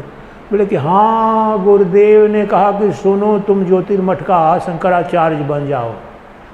ऐसे लेटे हुए थे, खटे बन पूछा प्रेम से कहे। तो मैंने कहा कि गुरुदेव क्षमा करे, हमसे अब न हो पाएगा। आसमान पर चढ़ के हम धरती पर हम गिरने वाले नहीं हैं। ये दूसरे को नहीं, करपात्री जी महाराज के सामने बड़े से बड़े वाइस चांसलर संस्कृत के प्रकार मुंह नहीं खोल पाते थे। सारे शंकराचार्य, वो शंकराचार्य तो उनको सबसे पहले बनाया गया लेकिन बने नहीं। लेकिन जब तक शंकराचार्य जी रहे तो बनारस में धर्म संघ होता था, तो सारे शंकराचार्य आते थे, छतरी लगती थी। लेकिन सब करपात्री जी महाराज के तत्वाधान में और गुरु इनके हैं। और ऐसे गुरु करपात्री जी महाराज ने इनको बुला कर दीक्षा दी थी। 1962 या 64 का जो महाकुंभ था प्रयाग का, और उनका बहुत बड़ा पंडाल लगता था कृपात्री जी महाराज का। बड़े संत आते थे खूब। अब समझिए उनकी कैसी चल रही थी। बड़े बड़े संत सब आते थे, शास्त्रार्थ होते थे। और वो अपने विराम कर रहे थे कक्ष, मतलब जो भी पंडाल बनता था। तो देखा कि एक जुआ की आवाज़ बड़ी टंकार आ रही है और ये अवधूत की तरह नग्न रहते थे उस समय। बिल्कुल हमारे गुरुदेव की बात बोल रहा हूँ, ब्रह्मज्ञानी की।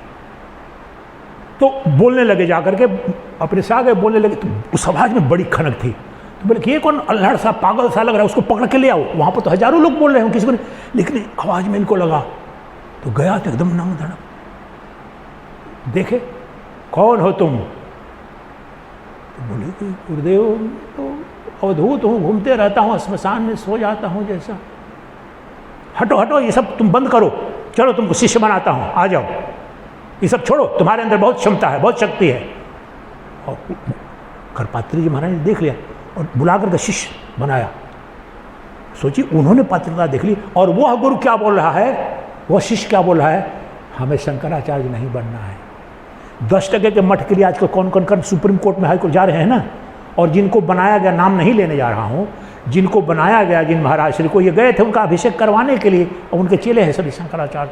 कहना क्या चाह रहा हूँ, यहाँ पर किसी व्यक्ति की चर्चा करना मेरा पर्पस नहीं है कि वास्तव में ब्रह्मनिष्ठा या मुमुक्षा ब्रह्म ज्ञान तो मैं सर्वस्व हूँ, सर्वत्र हूँ, सब ऐश्वर्य से परिपूर्ण हूँ। फिर मैं किसी पद के लिए, किसी कमरे के लिए, किसी मठ के लिए भाग रहा हूँ, तो 2% की हुई ना।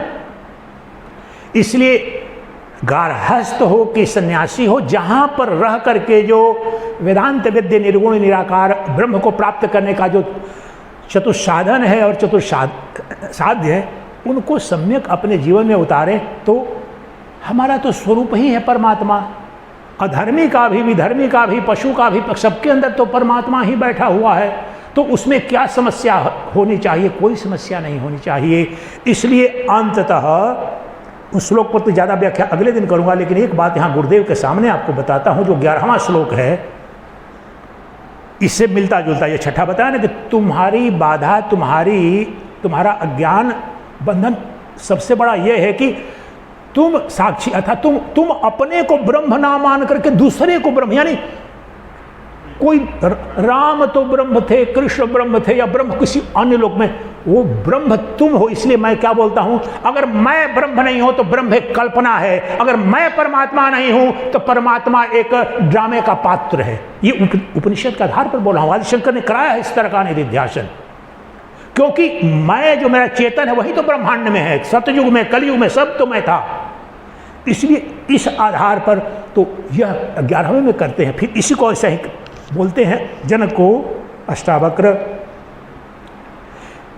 देहा, वही बात, दो बात ही जाना, देहाभिमान पाशेन चिरं बद्धोऽसि पुत्र का, बोधोऽहं ज्ञान खड्गेन तनीकृत्य सुखी भव।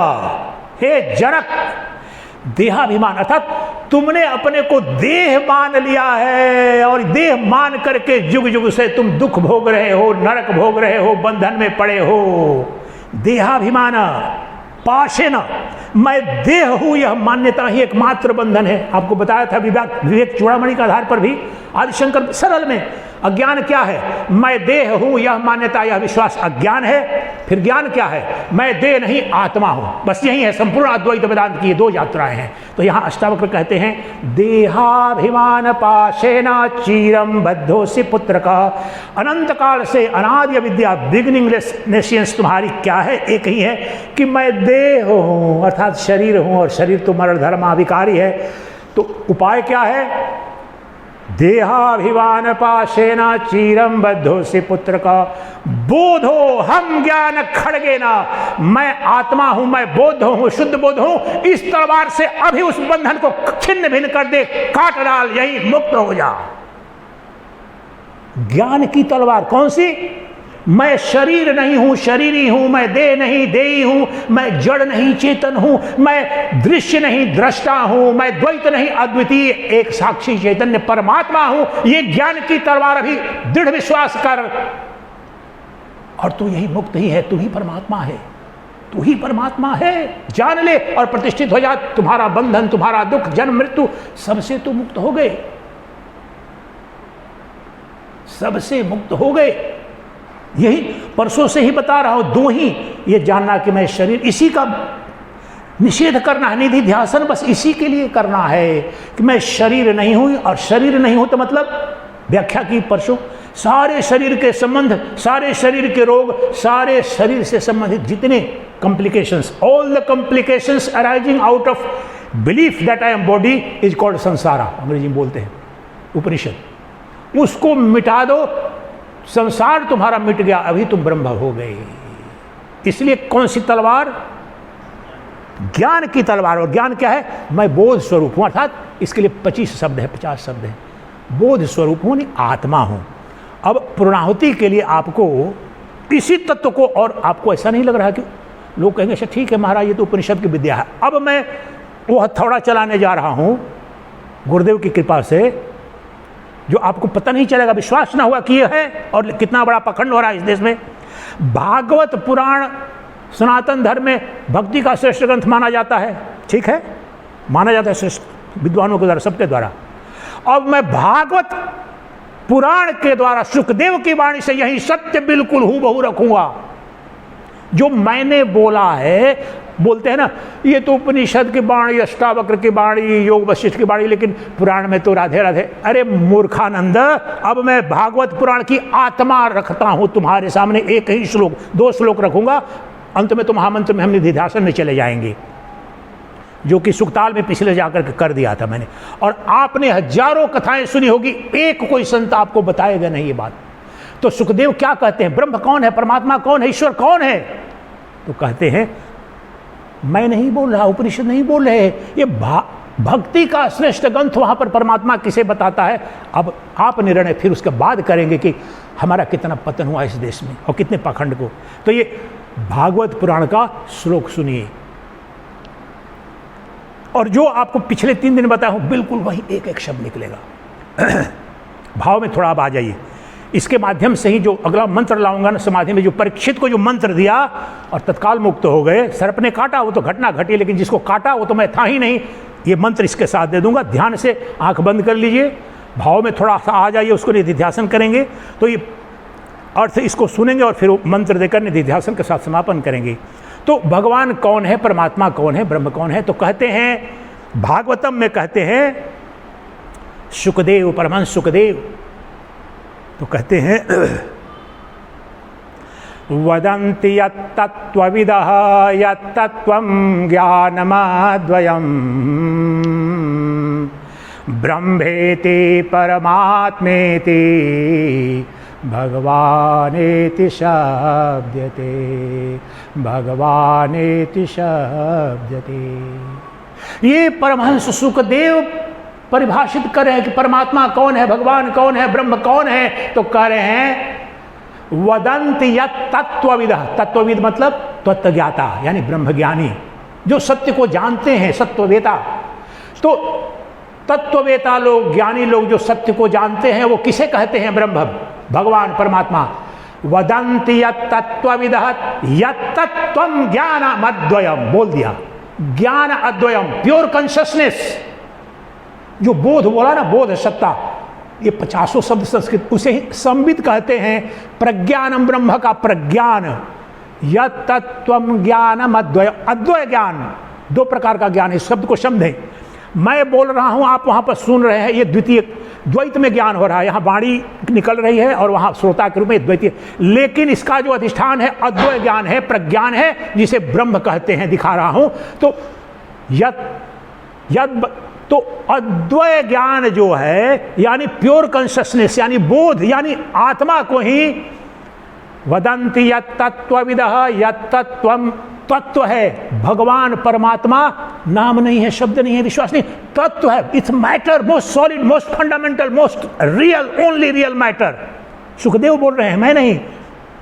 वदन्ति यत् तत्त्वविद, सारे तत्वविद, एक नहीं, किसी मार्ग के नहीं, सारे तत्वविद, सारे ज्ञानी, सारे ऋषि, जो जिसे अद्वितीय ज्ञान या प्रज्ञान या आत्मा या बोध जो कहते हैं, जिसे संविद कहते हैं, उससे ही सबके सब परमात्मा कहते हैं, परमेश्वर कहते हैं, भगवान के रूप में कहा जाता है। आदि आदि नामों से वस्तु एक है, तत्व एक है, क्या है?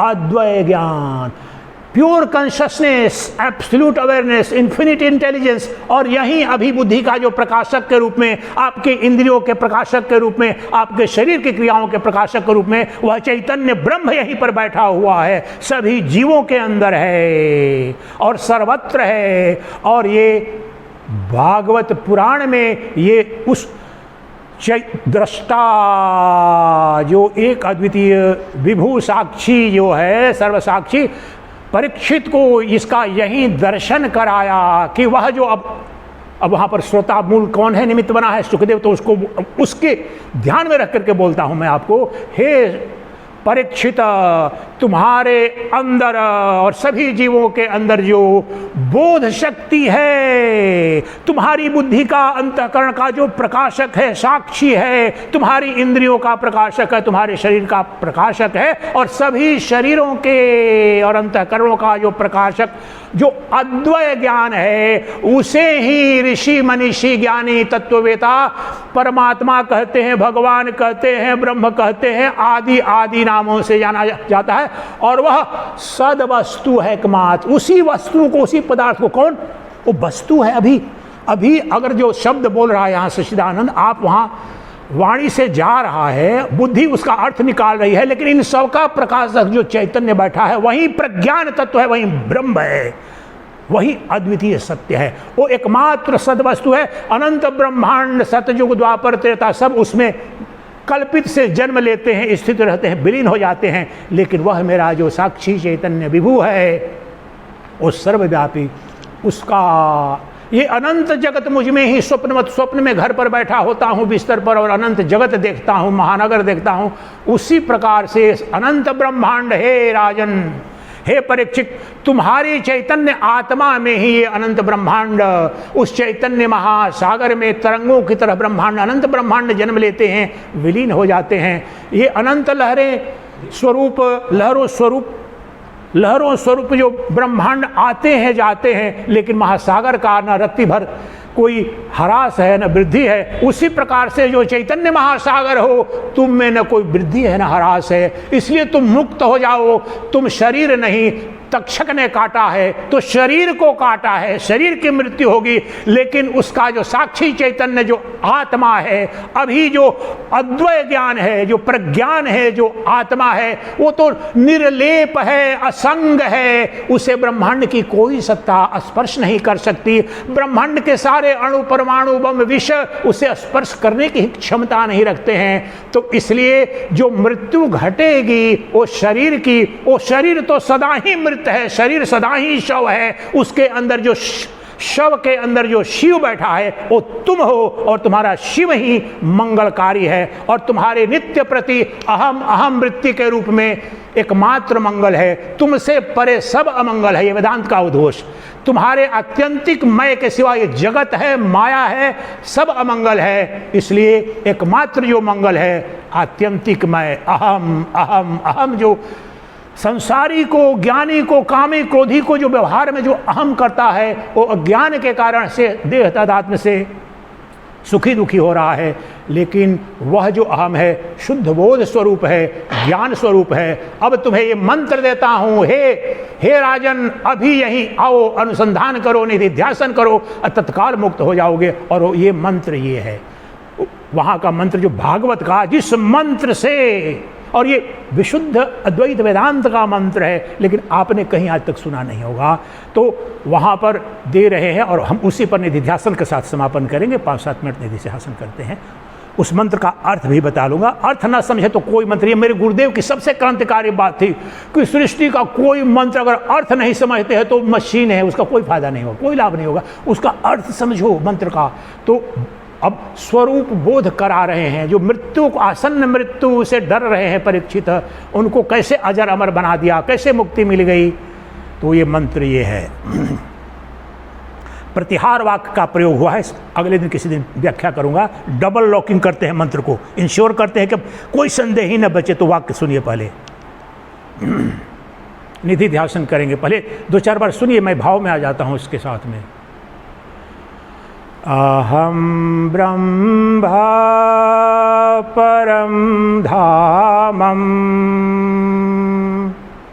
ब्रह्महं परमं पदम्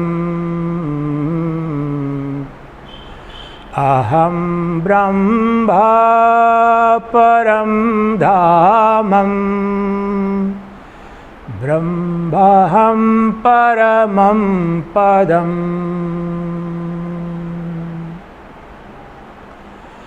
अहं ब्रह्मा परं धामं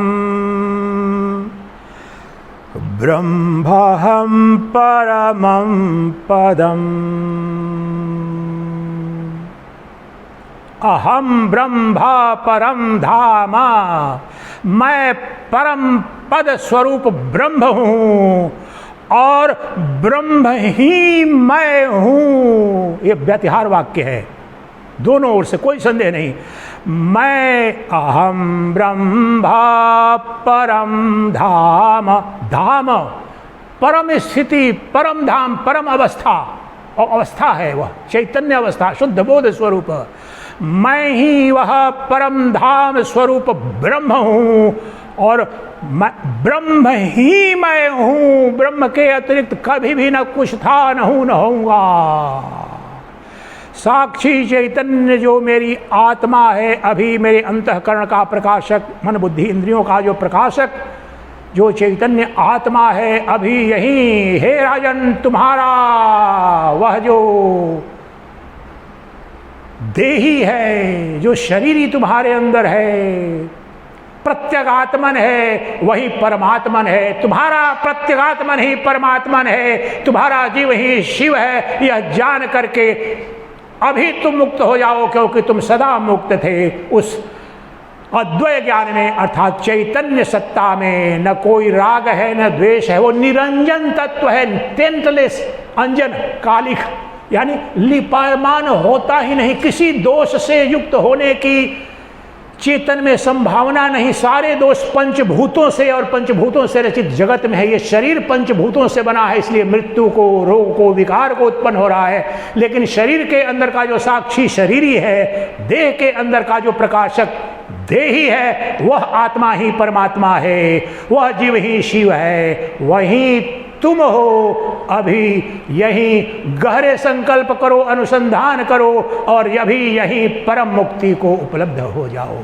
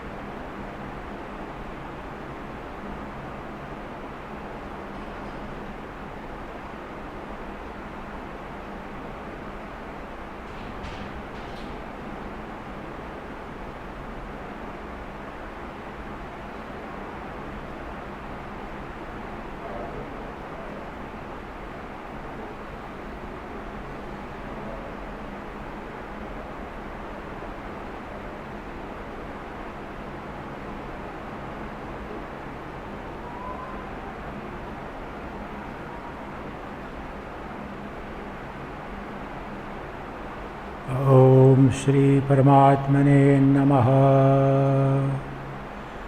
ईश्वरो गुरुरात्मेति मूर्तिभेद विभागिने व्योमवद्व्याप्तदेहाय दक्षिणामूर्तये नमः।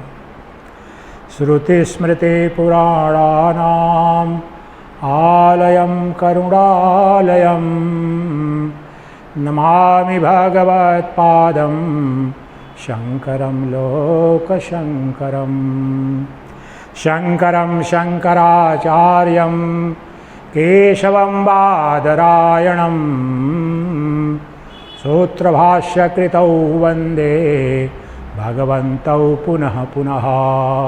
सर्वे नः सुखिनो भवन्तु, सर्वे सन्तु निरामयाः, सर्वे भद्राणि पश्यन्तु, मा कश्चित् दुःखभाग् भवेत्।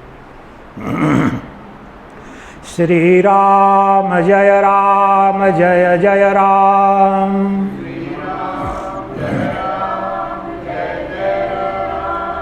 श्री राम जय जय राम। श्री राम जय जय राम। श्री राम जय जय राम।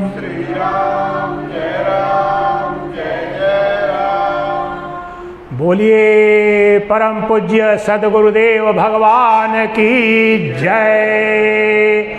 बोलिए सच्चिदानंद घन भगवान की जय। ओम श्री परमात्मने नमः। हरि ओम तत्सत्, हरि ओम तत्सत्, हरि ओम तत्सत्।